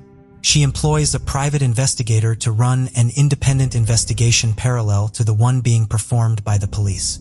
Phyllis believes that there are witnesses who have information in the case who have not yet come forward and has given media interviews imploring them to reveal what they know.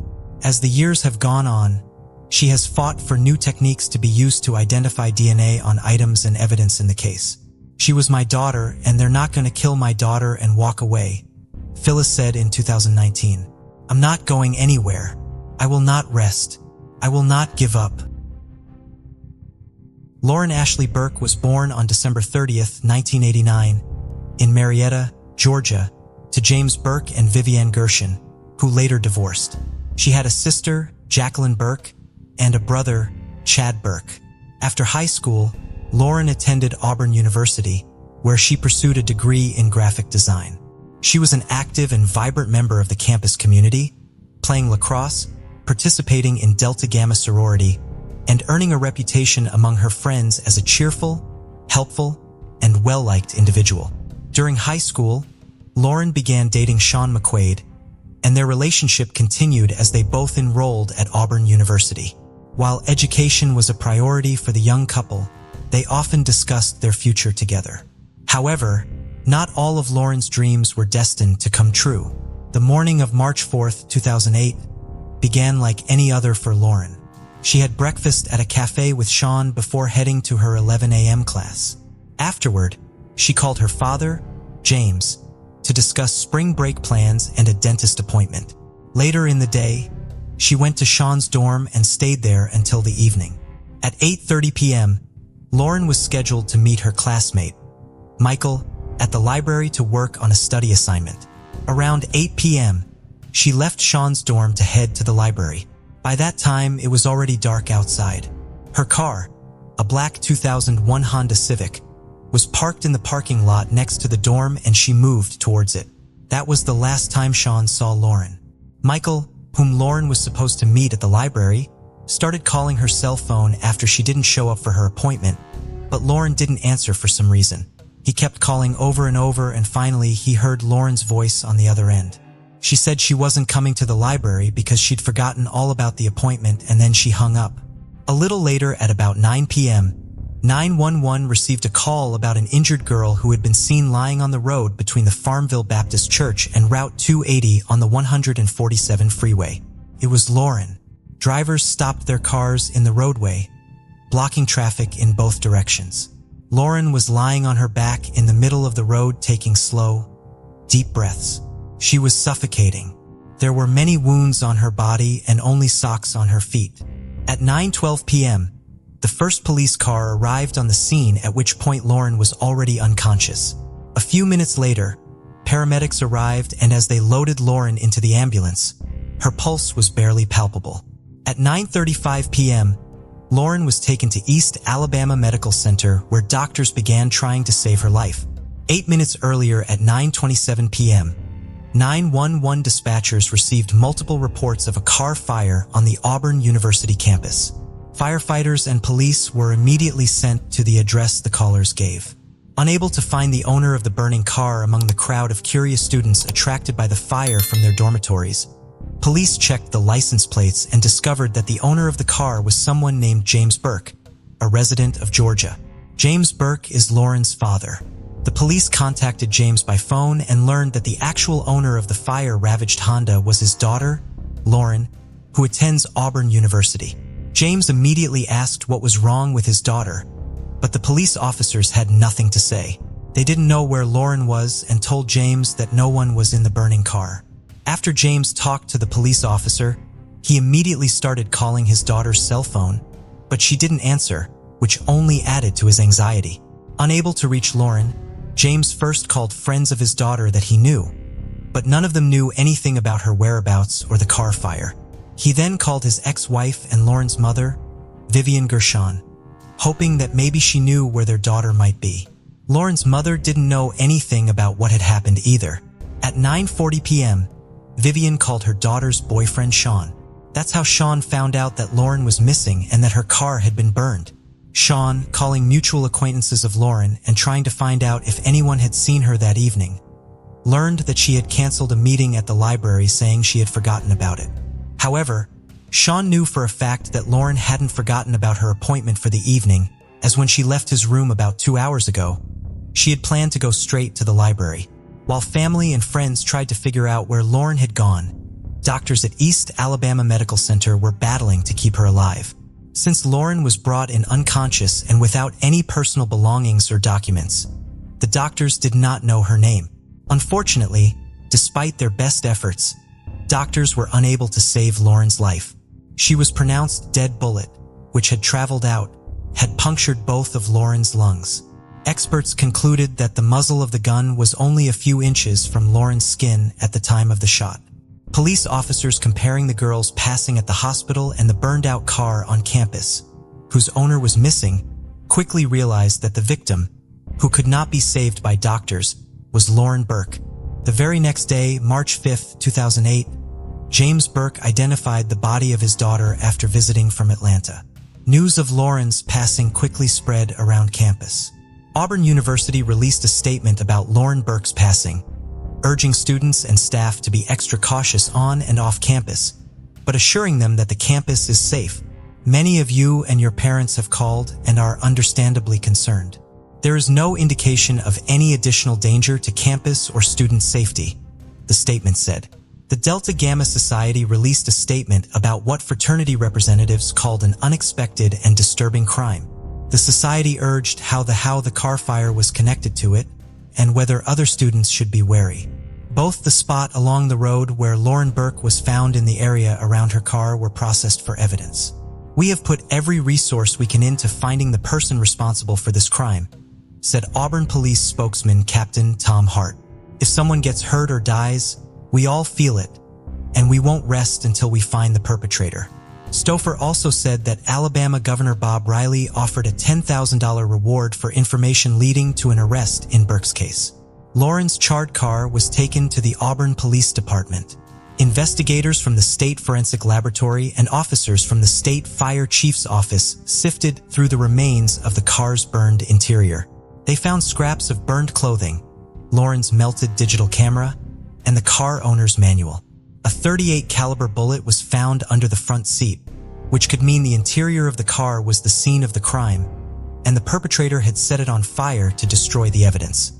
Detectives interviewed Lauren's family, friends, and boyfriend. None of them could name a single person who wanted to harm Lauren and was capable of doing so. Knowing that before her passing, Lauren was in a dorm at Shawn's, the investigators searched his room, but nothing was found to link Shawn to the crime. After speaking with Michael, whom Lauren was supposed to meet in the library, detectives learned that when Lauren answered his phone, he heard a noise similar to that of a moving car. At the same time, it emerged that someone had used Lauren's bank card several times shortly after she was found lying in the road. In all likelihood, the person who had Lauren's bank card was involved in her incident, and the police began looking for him. However, events soon took an unexpected turn. Less than 3 days after Lawrence, passing at 9:55 a.m. on March 7, 2008, in the parking lot of the Walmart supermarket in Newnan, Georgia, about 75 miles from Auburn, a man of African descent attacked a 72-year-old woman as she was getting into her car. The attacker hit her on the head, threatened her, and told her to get in the passenger seat. He himself got into the driver's seat and tried to drive away from the parking lot, but noticed that an eyewitness to the attack was following him, talking to someone on the phone. The thought of the bystander calling the police prompted the perpetrator to return to the Walmart parking lot. He stopped and got out of the stolen vehicle, ran over to a nearby silver Chrysler Sebring, got in and fled the scene in a hurry. A few hours later, four officers chased the fleeing Chrysler at high speed toward Columbus, West Georgia. The driver did not respond in any way to stop, endangering other road users. During the chase, police observed the driver of the Chrysler throwing an object out the window. One of the chase crews stopped and searched for the object. Police officers found a .38 caliber revolver on the side of the road. Meanwhile, the chase continued, but at one point, the perpetrator's vehicle broke down and smoke billowed from under the hood. The driver stopped abruptly in the roadway and opened the door. Next, a police officer who was in pursuit on a motorcycle crashed into the open door. After the collision, the officer flew over the handlebars of the motorcycle and fell to the pavement, only fortunately not seriously injured. The road where the perpetrator stopped was through a forest, and it was into the woods that he rushed to flee. He could not escape, however. The police quickly caught up with him and snapped handcuffs on his wrists. Courtney Laro Lockhart was born on October 20th, 1984. In the words of his family, he was a nice, fun-loving guy until he joined the U.S. Army. He was sent to Iraq in 2004, from which he returned to someone else in 2005, according to his mother. "He wasn't the Courtney I knew," his mother said. Courtney was a cheerful guy, but after he returned from Iraq, he never smiled again, never let anyone stand behind him, and sometimes hid in the closet or under the bed. In 2006, Lockhart and his girlfriend, with whom he had by this time broken up, had a daughter. Also in 2006, he was court-martialed for assaulting other soldiers using illegal substances and deserting his unit without permission. He spent 7 months in detention before being dishonorably discharged from the Army in December 2006. As 2008 approached, Lockhart was said to have gone increasingly off the rails. He barely showered, stopped visiting his daughter, and was heavily addicted to illegal substances. Beginning in February 2008, he committed a string of burglaries, and with the exception of a convenience store robbery, his methods were always the same. He would approach the victim from behind as she was getting into her car in the parking lot, threaten her with a gun, demand that she give him her purse, and attempt to take possession of the car. One such crime ended taking the life of Lauren Burke. Lockhart's string of assaults stopped on March 7, 2008 after he attacked a 72-year-old woman and failed to evade a police chase. After his arrest, Courtney Lockhart, 23, was taken to the police station where he confessed that he was the one who kidnapped and took Lauren Burke's life. The interrogation was videotaped and became a key piece of evidence at trial. Plus, Lauren's personal belongings such as her iPad and bank cards were found in his car.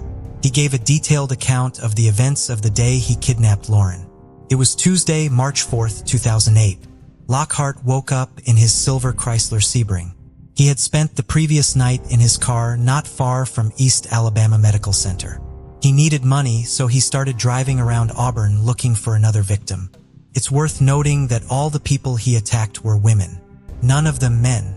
His drive ended on the campus of Auburn University, where he parked next to the student dorms. He spent several hours sitting in his car watching the students. Around 8 p.m., he noticed some girl walk up to the car parked next to him and leisurely open the door. It was Lauren. Without thinking long, Lockhart grabbed his revolver and approached Lauren from behind. Poking her with the muzzle of his gun, he asked her how much money she had on her. When he didn't get an answer, he pushed Lauren into the car, into the front passenger seat, and got behind the wheel.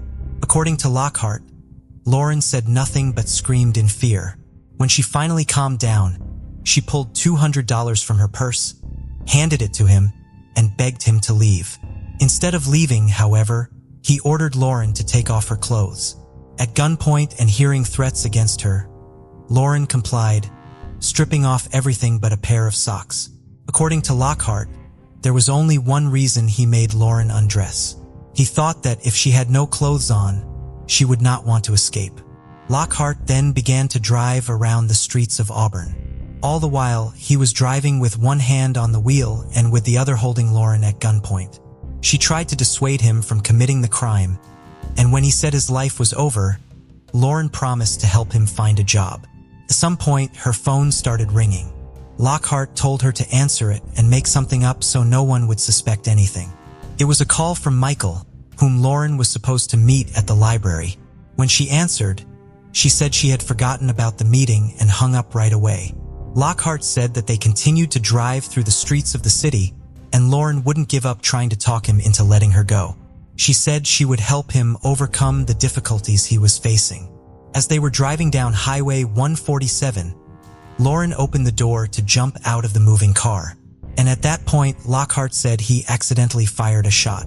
As we now know, the fired bullet pierced both of Lauren's lungs, plus she sustained injuries from the fall. She managed to wave to passing drivers before her strength failed her, and she lost consciousness. Lockhart told investigators that he parked outside the church and watched as cars began to stop next to Lauren lying on the pavement. Realizing that the police would be arriving any minute, he hurriedly fled. Planning to destroy the evidence he had left in the car, he drove to a gas station and bought a can of gasoline, which he paid for with Lauren's bank card. He doused the interior of the car with the gasoline he bought, then got in and drove to the campus where he abducted Lauren because his Chrysler was parked there.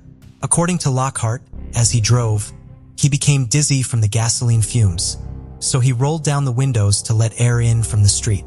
You might be wondering why he didn't drive to the campus first and douse Lawrence's car with gasoline there. Why did he drive on a powder keg, since a short circuit or spark could have caused the car to burn up with him? Perhaps it had something to do with Lockhart's mental problems or low IQ, but we shall talk about that a little later. Upon arriving on campus, Courtney took $46, an iPad, and her bank cards from Lawrence's car before setting the car on fire and driving off in his Chrysler. He drove to a gas station where he paid for the gas with Lauren's money. He then returned to campus again to see if the car had burned all the way down. Investigators began to question whether all of Lockhart's testimony was true. They speculated that Lockhart had forced Lauren to undress, not so that she would not run away as he claimed, but for an entirely different purpose. But he could not get what he wanted because Lauren suddenly jumped out of the moving car. Also, the investigators doubted that Lockhart shot Lauren by accident. It seemed unlikely given the fact that Courtney had served in the army and knew well how to handle a gun. It seemed more logical that Lauren realized that Lockhart wasn't going to let her go and decided that her only chance of escape was to jump. She opened the door, and as she jumped out of the car and Lockhart shot her, ballistics testing confirmed that the bullet found in Lauren's car was fired from the gun Lockhart had thrown out the window as he tried to evade a police chase. In addition, experts ran tests and ruled out the possibility of an accidental discharge. The trigger had to be pulled hard enough to make the shot. Lauren's family and friends bid her farewell on March 9th. The same day, investigators interrogated Lockhart for the second time. The next day, he was formally charged multiple times in the Lauren Burke case. The trial began on November 8, 2010. Lockhart's attorneys claimed that their client had a mental illness because of his military service and that the shooting of Lauren was accidental. According to court documents, Lockhart pleaded not guilty by reason of mental defect or insanity.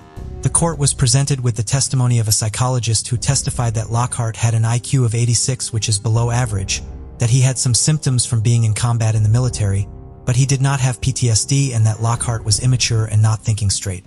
Although the state attempted to introduce evidence of Lockhart's other crimes and his dishonorable conduct in the military, the trial judge excluded that evidence. After the guilt phase of trial, the sentencing phase immediately followed. Lockhart presented witness testimony and evidence in an attempt to cast himself as a war hero who was mentally disturbed by combat and the death of his commanding officer. The jury rendered a special verdict in which an additional aggravating factor was the taking of a person's life in the course of the kidnapping. The jury voted 120 to recommend a sentence of life without parole. The trial judge later disagreed with the jury's advisory sentence and sentenced Lockhart to death. In a 28-page sentencing order, the judge explained why he disagreed with the jury's opinion. He concluded that the kidnapping weighed heavily in favor of the death penalty. The victim was alone, unarmed, and she was chosen by Lockhart at random. The kidnapping is even more egregious because she was taken from a college campus, a place where students should feel safe, and forced into her own car. Lockhart forced her to undress and held her at gunpoint in order to prevent her escape. The court also emphasized that the jury was unaware of Lockhart's crime spree and the true nature of Lockhart's military service. Although the jury heard testimony regarding Lockhart's service, the jury disciplinary record, wrote the judge. The court reasoned that had the jury been aware of the additional facts known to the court, their sentencing recommendation would likely have differed. 15 years have passed since Lauren's death, and Lockhart is still on death row in Alabama and has not given up trying to appeal his sentence. After his conviction and death sentence, he appealed to an Alabama court which upheld the sentence in August 2013.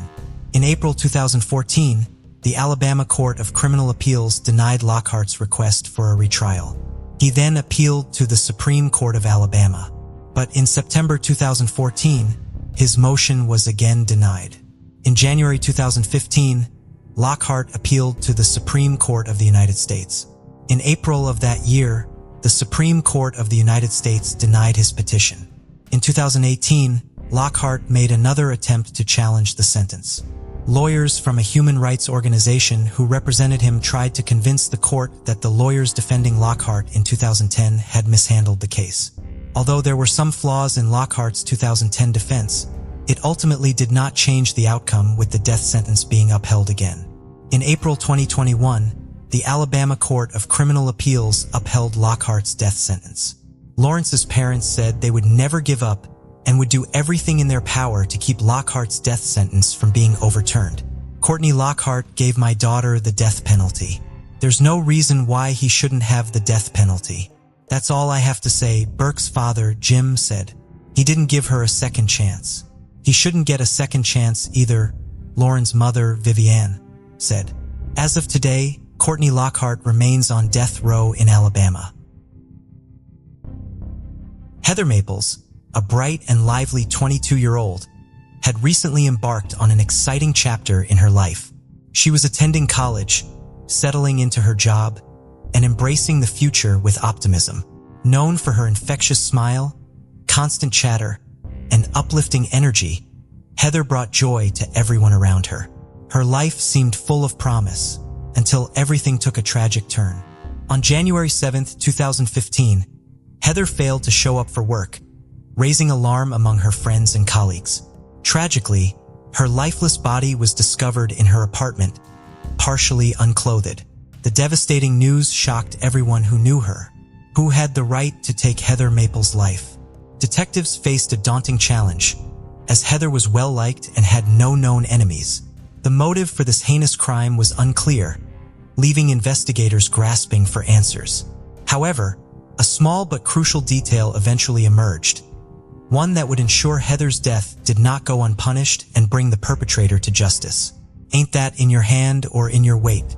On a typical morning at the real estate agency in Murfreesboro, Tennessee, on August 7, 2015, Kelsey Price arrived at work and began her usual tasks. Heather, her friend and colleague, was running late, which wasn't surprising to Kelsey as Heather was known for her lack of punctuality. Kelsey started calling Heather to wake her up, but received no answer. The previous night, Heather had planned to go to a bar with some friends and had asked Kelsey to come get her if she overslept or didn't answer her calls. Therefore, Kelsey wasn't concerned and went to Heather's apartment to wake her up. The girls' apartments were located in the same complex where they worked. Upon arriving, Kelsey found the front door unlocked. Easily entering inside, she saw her friend lying on the bed, sleeping on her stomach, wearing only a crop top and no underwear. Assuming Heather had a wild night, Kelsey tried to wake her up, but there was no response.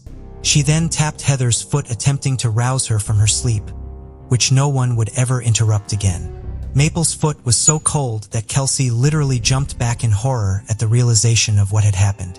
Kelsey Price, in horror, stepped out of the apartment and called 911. Soon, emergency services were on the scene. Detective Tommy Massey was one of the first to arrive at the crime scene, and the forensic team meticulously combed through the apartment. Heather was indeed partially undressed with signs of blows on her face. The hair of the poor girl was soaked in blood, which was also splattered on the walls. It was clear she had been brutally beaten, tortured, and actually assaulted. Massey and his colleague, Detective Maples, coincidentally sharing Heather's surname, recalled this crime as a horrifying nightmare. That's understandable, as witnessing such a heart-wrenching scene is extremely difficult. Heather Nicole Maples was born on August 23, 1992 in Ocala, Florida. Her mother jokingly called Heather a hurricane baby. This nickname was entirely justified, as many envied the energy and courage that Heather possessed. In 2004, Jennifer Hunter gave birth to her second child. Heather welcomed a brother, Ryan, into her life with great joy. However, Ryan was later diagnosed with significant developmental delays, and the older sister of her own accord dedicated all her free time to him. She took care of him, happily spent time with him, taught him to speak, walk, and eat on his own. Heather was in the 7th grade at the time and devoted all the following years until graduation to Ryan, showing immense love and dedication to her brother. At the age of 22, Heather Maples made the bold decision to leave her Texas home and embark on a new chapter in Tennessee, pursuing her dream of becoming a psychologist. The journey began with a call from her former classmate, Chaz, inviting her to join him in Murfreesboro, Tennessee, where he studied. According to him, it was the perfect place for Heather, with a small college town where she could get a great opportunity to prepare for college. Heather accepted, and in January 2015, the future student went to Chaz in Murfreesboro. By the way, their relationship soon turned romantic. A completely different life began for the girl. With the support of her best friend Kelsey, Heather found a job in the office of the residential complex where they lived. Maples was balancing work with her college preparations. Her friends and family supported her. Everything seemed to be going well, but soon her relationship with Chaz began to crumble, which led to a breakup, and Chaz moved away. At the beginning of August, she excitedly called her mother to share this wonderful news. She had been accepted to college. Her mother, filled with pride, was thrilled for Heather's achievement. However, a week later, Heather failed to show up for work, sparking concern and uncertainty. The detectives understood that considering the nature of the crime, it could have been related to Heather's personal life. At that point, most of her friends were considered suspects, and frankly speaking, there were reasons for that. Upon examining the apartment, there were no signs of forced entry, suggesting that Heather likely knew her attacker and possibly let them in herself. After a thorough investigation of the crime scene, several important pieces of evidence were discovered. Unknown DNA and a hair that did not belong to the victim. All of this was sent for analysis to identify the suspect. However, the most significant piece of evidence was a clear bloody fingerprint on the right side of Heather's bed. Detective Massey explained that if someone had deliberately dipped their finger in ink and intentionally left their mark, it wouldn't have been so clear and precise. Of course, this print was sent for analysis as well. Additionally, Heather's mobile phone was found in the apartment, but without the password, accessing its contents was impossible. This is where Kelsey came in handy. She played a crucial role, not only helping with the phone, but also deciding to inform Heather's mother of her death, believing it would be better coming from someone who loved and cared for Heather. Detective Massey hoped to get a lot of information about Heather from her friend, Kelsey Price. He wanted to know everything about the victim's personal life, especially her relationship with Chaz. Kelsey told the detective that the relationship was quite tense as Chaz had obvious anger management issues. And sometimes, he was too aggressive and cruel towards Heather, so the girl decided to end the relationship herself. Therefore, the police immediately decided to investigate Chaz. But an unexpected turn of events occurred. A young man named Michael was determined to access the crime scene despite the caution tape. He had keys to Heather's apartment. According to Michael, on the evening before her death, Heather called him and invited him for dinner, which he accepted. Immediately after dinner, Michael went home, unlike Heather, who went to a local bar with friends. But later, Heather reached out to Michael for help as Michael recounted Heather was in trouble. A young man named Ortavio was bothering her and was quite aggressive. Immediately after the incident, Michael offered to drive Heather home. As per his statement, it was around 2:30 in the morning on August 7th, the last time he saw Heather. Additionally, during the interrogation, Michael mentioned that Heather's front door should have been unlocked because he had her keys since she was dressed in a dress and didn't have pockets to carry them, and he simply forgot to return them after unlocking the door. Michael was very disappointed and did not seem like a liar at all, but investigators had to take his fingerprints and a DNA sample. They also contacted the bar to obtain surveillance footage, which confirmed everything Michael had said during the interrogation. Analysis confirmed that the fingerprints and DNA found at the crime scene did not match his. After Michael was cleared as a suspect, investigators turned their attention to the man who had been with Heather that night, Ortavio. With Kelsey's help in unlocking Heather's mobile phone, interest in Ortavio significantly increased. Detectives discovered that Heather had messaged Ortavio, a friend of hers, inviting him to her apartment just hours before she was found dead. But why did Heather call Ortavio to her home after Michael had saved her from him? The answer was simple. They were friends and became more persistent than usual at the bar. Heather was caught off guard. She wasn't prepared for this. Now the detectives needed to speak with Ortavio to get his side of the story. The detectives immediately realized that Ortavio was unaware of Heather's death. But what if he was somehow involved in this case? Meanwhile, the interrogation continued. The detectives intensified their questioning of Ortavio using a tough that not every suspect could withstand. Ortavio was shocked by what he heard. It seemed he genuinely didn't know what had happened to Heather. Following the interrogation, he willingly agreed to a DNA test, confident that it would clear his name. The results proved him right as the DNA found at the crime scene did not match his, leading to his exclusion as a suspect. Without any leads, the detectives worked practically around the clock reviewing surveillance footage, scrutinizing every detail provided by witnesses. On 9th day of the investigation, as Detective Massey was preparing to leave the office late at night, he received a crucial call from one of the directors of the forensic laboratory. Massey finally got the answer regarding the bloody fingerprint that was lifted from Heather's bed. It belonged to a young man named Brandon Bowling, whose fingerprints were on file due to his employment at a company where he previously worked. This development prompted Detective Massey to approach the interrogation very gently, wanting to give Brandon a chance to explain what happened that night. It seemed that Brandon understood he was caught, but he continued to deny any involvement in Heather's death. After questioning, detectives requested a DNA test from Brandon, suggesting that if he was innocent, the test would prove it. Brandon did as he was asked, perhaps hoping to be released from police custody, but that did not happen. The investigators decided not to wait for the test results. The match of the fingerprint provided substantial grounds for the next step. The police immediately sent a request to the court for permission to access Brandon's phone, which could help the investigation confirm his movements, track calls, and texts on the night of the crime. However, they were unprepared for what they found on his phone after the court approval. The video from Brandon Bowling's phone was one of the most shocking even to the most experienced detectives. In this video, the room of the core Heather was captured. Brandon recorded everything from intimate acts to beatings. Heather was still alive at the time of the recording. In February 2018, Brandon Richmond Bowling pleaded guilty to the attack on Heather Maples. He was sentenced to 40 years in prison without the possibility of parole.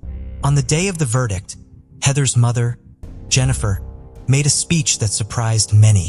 When the trial ended in the corridor, Jennifer approached Bowling's mother. Jennifer simply hugged this woman, saying that they both lost their children that day. Unfortunately, Brandon Bowling never explained his motives. What are your thoughts on this? What do you think Brandon's motive was, if there was one? In 1965, 17-year-old Olen Emberton lived in Tifton, Indiana, with her parents and 3 younger brothers. A bright and ambitious student at Tifton High School, she aspired to attend Ball State University to become a teacher, a goal that would have made her the first in her family to attend college. On Saturday, October 16, 1965, Olen had a date with her classmate, Phil Rudebush. She picked him up in her vibrant red 1957 Chevrolet, and they headed to the Diana Theater to watch a horror movie starring Vincent Price. Afterward, they stopped by 6 Acres, a popular drive-in restaurant for local teenagers. After cruising the parking lot, they decided to leave. On their way, Olen and Phil spotted her 16-year-old brother, Floyd Wayne, walking down Jefferson Street. They picked him up and gave him a ride home. After dropping Floyd off, Olen still needed to take Phil back to his house. Though he lived only a short distance away, Olen insisted on driving him rather than making him walk. Olen dropped Phil off at approximately 11:30 p.m. and began the 6-block drive back to her own home. The following morning, her mother, Roxy, went into Olen's room to wake her for church but let out a scream upon discovering the bed had not been slept in. Olen had never made it home. Roxy had assumed she had returned because she had heard someone enter the house, but it turned out to be Floyd. Panicked, the family contacted the sheriff's office, and both law enforcement and the Emberton family began an urgent search for Olen. Olen's father found her car that morning parked on Green Street, roughly halfway between Phil's home and her own. No one in the neighborhood heard any loud noises outside the night before, and there was no evidence in or near the car that indicated a struggle had occurred. As best as investigators could surmise, Olen had willingly parked her car and left with someone. Olen's disappearance was front-page news in the local paper on Monday. Tipton was a safe community, and speculation amongst some students at Tipton High School focused more on the idea that Olen's sudden disappearance was the result of her eloping with an unknown man rather than on the possibility that something bad could have happened to her. Something terrible had happened to Olen, and it would forever change the small town of Tipton. Shortly after 2 p.m. on Monday, October 18th, an emergency call came into the Tipton County Dispatcher. The mother of a farmer had discovered an unresponsive woman lying on the grass between a small country lane and the fence surrounding one of her son's soybean fields just north of Tipton. She had made the discovery when she went to open the gate to the field for her son. She was too distraught to speak on the phone, so her son was the one who had to make the phone call for help. When police arrived on the scene, they realized that the young woman was deceased and that she was only in Emberton.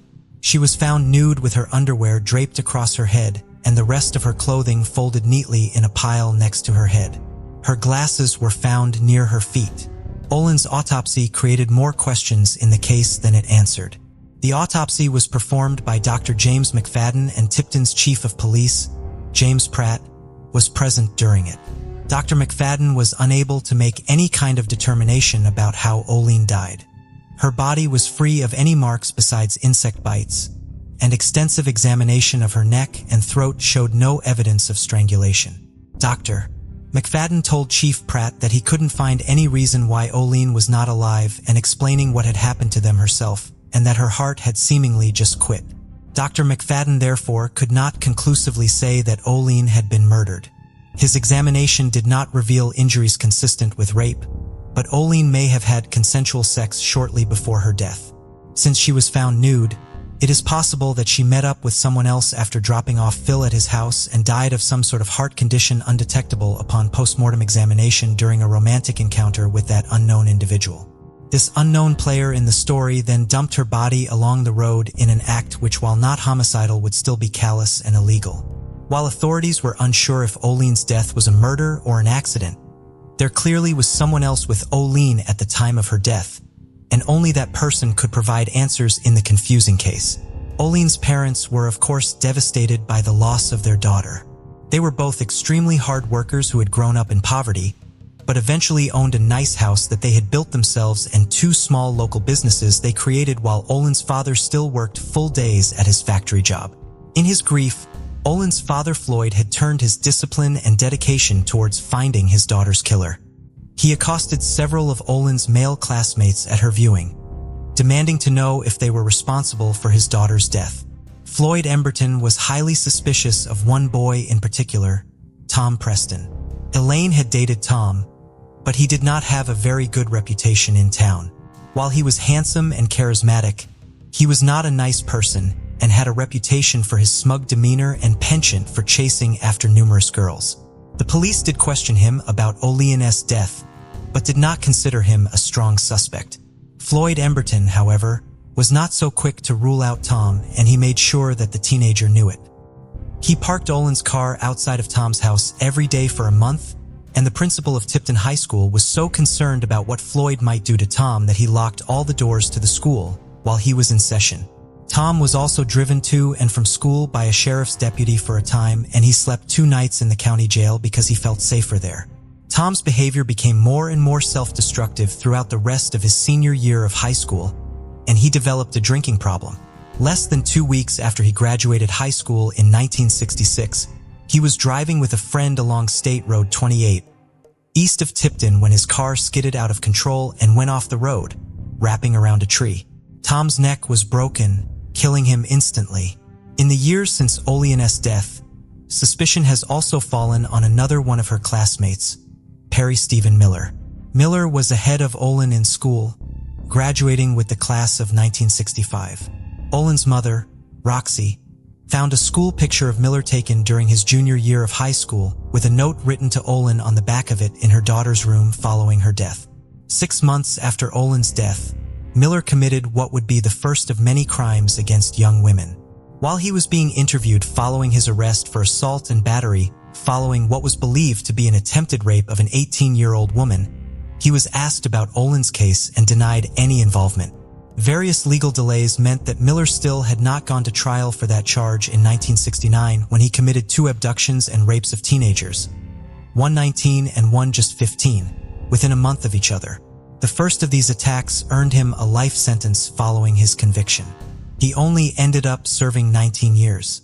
In November of 1990, he and 2 other men abducted, raped, and killed 19-year-old Crystal Helmchen. He was originally sentenced to death in that case, but his sentence was commuted to 130 years in prison as part of a plea deal in which he admitted his guilt in the crime. Given the fact that he knew Olen was in Tipton at the time of her death, and went on to have such a troubling criminal career, reporters tried speaking with Miller about Olen's death while he was in prison.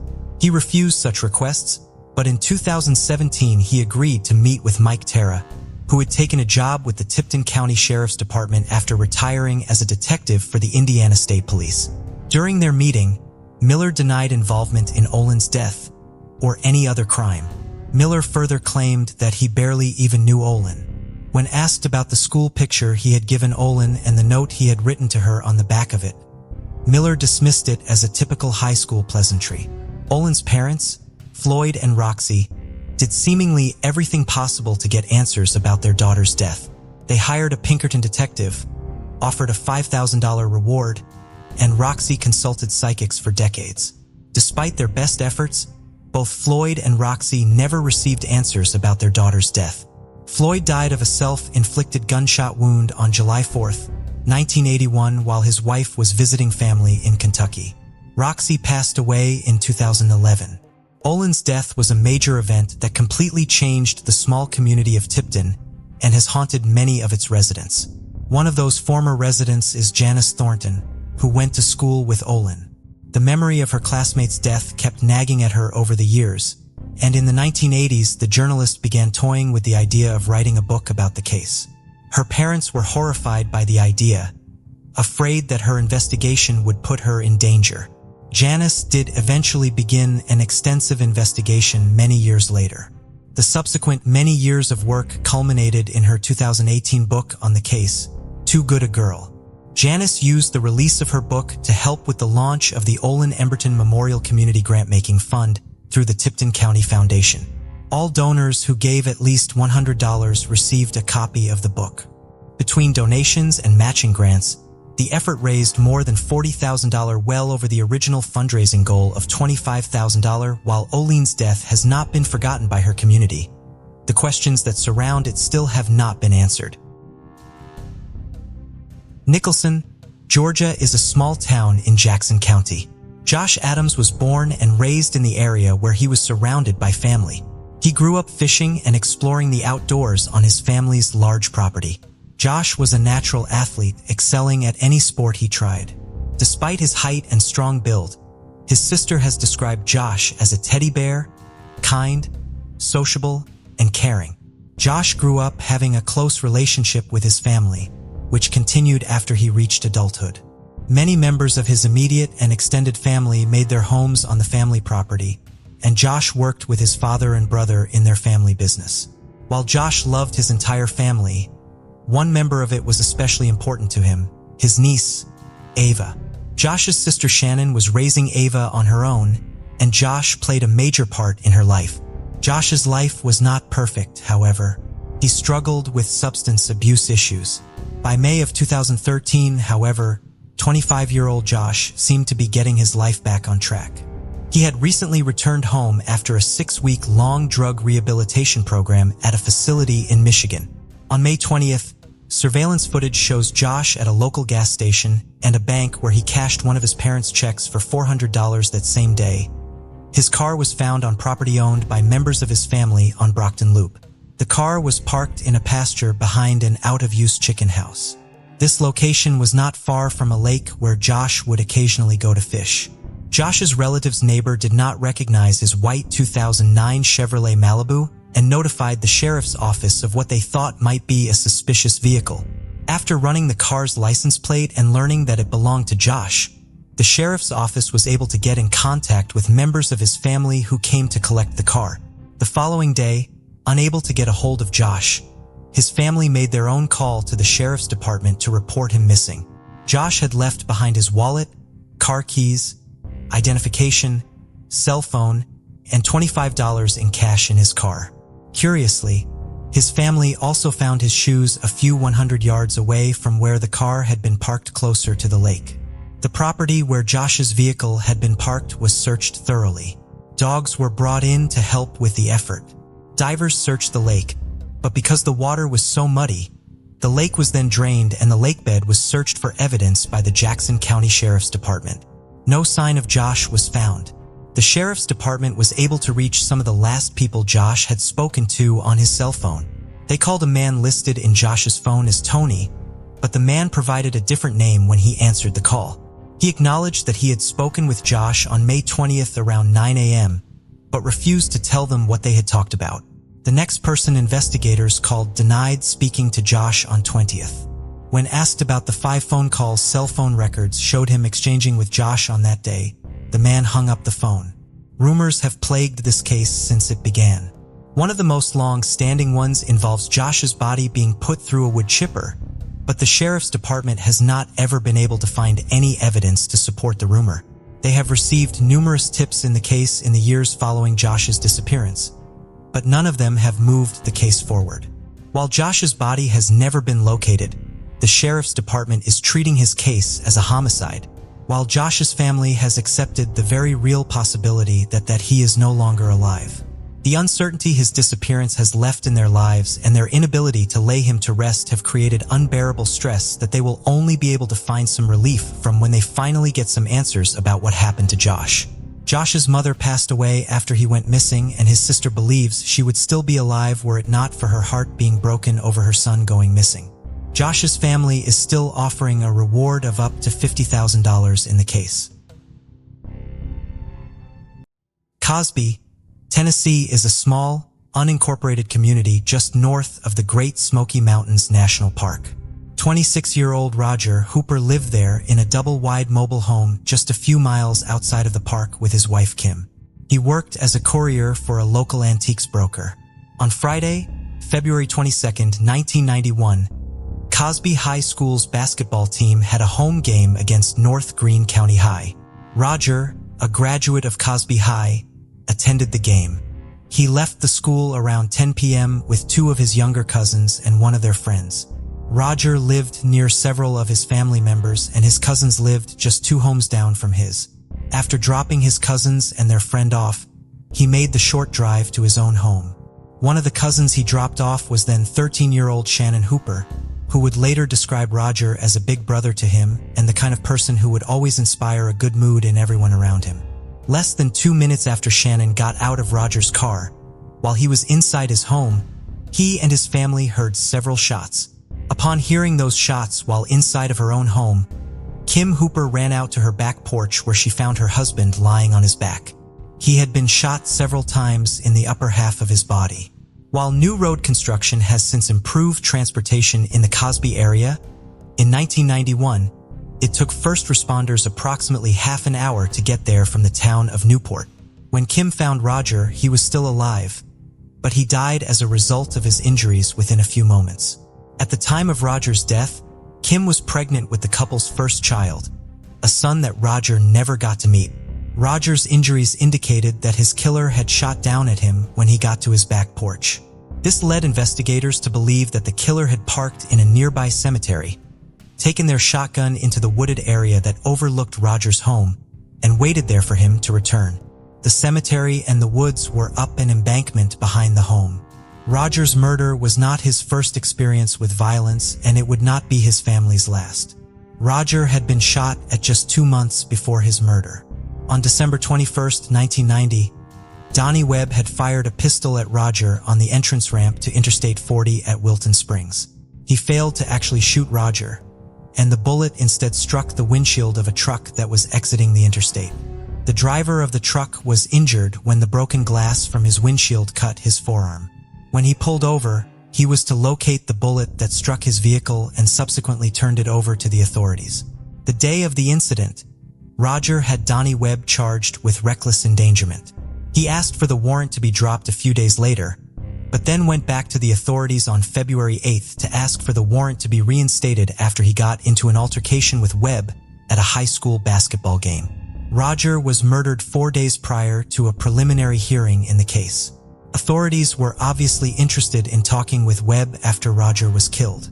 They found him in West Virginia a few hours after the murder and instructed him to return to Tennessee.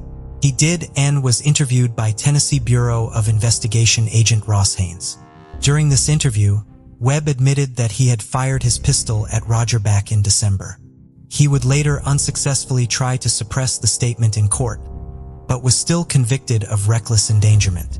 He has never been charged in Roger's murder. Following Roger's murder, other members of his family were subjected to attacks. The home 2 doors down from Roger's, where his cousin Shannon's family lived, was fired upon during 2 different drive-by shootings. Luckily, no one was home during one of them, and while the entire family was present for the other, no one was killed. The Hooper family is sure that they know who killed Roger, and immediately after Roger's murder, they believed that the case would be resolved quickly. However, it has not. Investigators do have information they are withholding so as not to potentially jeopardize any future prosecutions, which they still believe could occur. In February of 2020, the Tennessee Bureau of Investigation announced that there had been movement in Rogers' case in the past 3 to 4 months. They also have evidence that they can retest with technology not available in 1991. However, they do not believe that this evidence alone will result in a conviction. The TBI suggested to a local station that they cover the case because they do not believe that the case can be formally solved in court unless witnesses who have remained silent for almost 3 decades finally come forward. Thank you for joining us on this journey into the depths of unsolved mysteries. Cold cases not only challenge our understanding of the past, but also ignite our curiosity and determination for answers. Remember to subscribe to stay updated on our latest investigations. And if you have any information regarding the cases we've covered, don't hesitate to reach out. Together, we can shed light on the shadows of the past and bring closure to those who seek it. Until next time, stay vigilant, stay curious, and never stop seeking the truth.